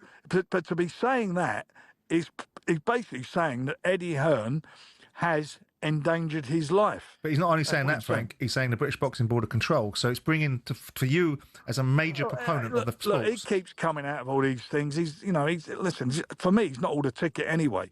So that's the situation with him. The stuff he comes out with. I mean, he needs to put his, remember, he was. I understand he was pretty well educated. He needs to, before he says things, he needs to put his brain into gear with his tongue. Is it all about selling the fight, Frank, do you think? Creating a different narrative because they've run out of narratives? But how does that sell the fight? I mean, it's controversy. Nonsense. It gets everyone talking about it, Frank, doesn't it? It gets everybody talking about it. I mean, but that's not good talk about a fight, is it? I mean, I don't think I'd want to buy a ticket to see a fight because somebody said that somebody didn't open the door of the ambulance. If anything, it'd put me off of boxing and put me off of... what is that? What people think about boxers, the Board of Control and Eddie Hearn, that they would do something like that. Yeah. It's beyond. I agree with you, mate. I would make him apologise. Yeah, I and agree. retract it. Frank, thank you very much indeed. Not for the first time, Frank Warren joining us live on the show. When it becomes clearer who's going to fight who on December the 13th, then we'll bring that news to you. We're coming up to 10 to 1.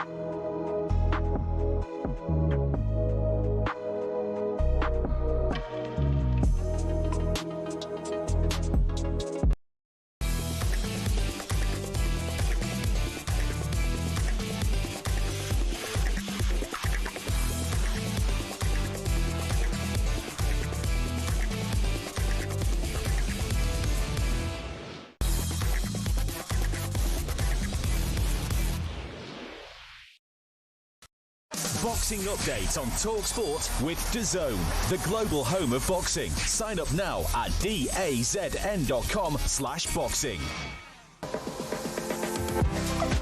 Now, this Saturday, the WBC interim 154-pound title is on the line in Texas. Undefeated knockout machine Virgil Ortiz Jr. faces off with the counter-punching technician Erickson Lubin. Watch it live Saturday only on DAZN. That is then, this is now, and tonight in the Champions League, Liverpool go in against Real Madrid. It's a clash of the giants, this one, is it not? Ahead of the game, of course, there's been so much made of the fact that Trent Alexander-Arnold is returning to Anfield in the colours of Real Madrid. And sad to report this lunchtime, Simon, that a mural in Liverpool, Trent Alexander's mural, has been vandalised ahead of tonight's game. Some interesting individual with a paintbrush has decided to daub "Rat Adios El Rata" on the side of Trent's mural, sending out a message of his own. Whether or not it is linguistically correct is another thing. But is that an indication in any way of the kind of reception, do you think, that Trent might be in for tonight? If he plays, possibly. There's a section of the Liverpool fan base that feels aggrieved about his behaviour. They're not across the detail. They believe that he coerced Liverpool into some degree of thinking and then walked out the door, left them in this terrible position. It's not true. So Liverpool are culpable for players leaving for free. So if they want to do that, and it's a bit silly, but as we discussed earlier on, he may well get a hostile reaction. We've had 3 callers come on today that have reflected a different sentiment, which is all of them seem to be. I remember when we were discussing the issue at the time, when he was leaving Liverpool and it was announced, we had a deluge of calls that were actually on the other side of the argument saying that he was a treacherous hound. In this instance, we've had callers today saying, no. I think Liverpool are a bigger football club than this. And I think the majority of their fan base will rise above it, and you'll have a few people that won't. I don't think the player has the last laugh, to be honest, because of his ability. He'll be on the bench. Morris Johnson was going to sign for Celtic, went to Rangers. Morris Johnson played for Rangers, scored goals against Celtic. That was a proper crossing of the divide, wasn't it? And that was a proper crossing of the divide. Sol Campbell excelled in an Arsenal shirt. He did. Sol Campbell did do the things that the fan base alleged that he'd done, which has led Tottenham into believing that it was a situation where they're going to sign a new contract. More for Tottenham for believing it, and then created an opportunity and didn't just do it. He did it with their biggest rivals. So there was an element of, I understand, but going on the way it does now, Sol still catches it, doesn't he? And still gets the flack for it, I think is a bit extreme. But what do you want from football fans? You want this, you cannot just switch emotion off and on. You cannot switch rational thinking into people when they're watching a football match. What makes somebody be so exuberant and so exhilarated by a football match? And then say to them, well, actually, only the positive emotion, please. It doesn't work that way. Human emotions don't work that way, and the tribalism that goes with sport and the way that people live vicariously through it gives them a sense of ownership and entitlement. Yeah. And sometimes it's delusional. Yeah. But so is the whole world of football. You know, watching young kids kick a football around on a football field that's now become geopolitically tectonic plate influencing. That's what football's become. So then say, let's sanitize it and take away all the stuff that we don't like, which is the unpalatable stuff, which is maybe a footballer getting booed when he comes back, and put some rational thinking in it. If you put any rational thinking in it, people wouldn't pay the prices to go to watch football. There wouldn't be the scale of the industry that there is. Yeah.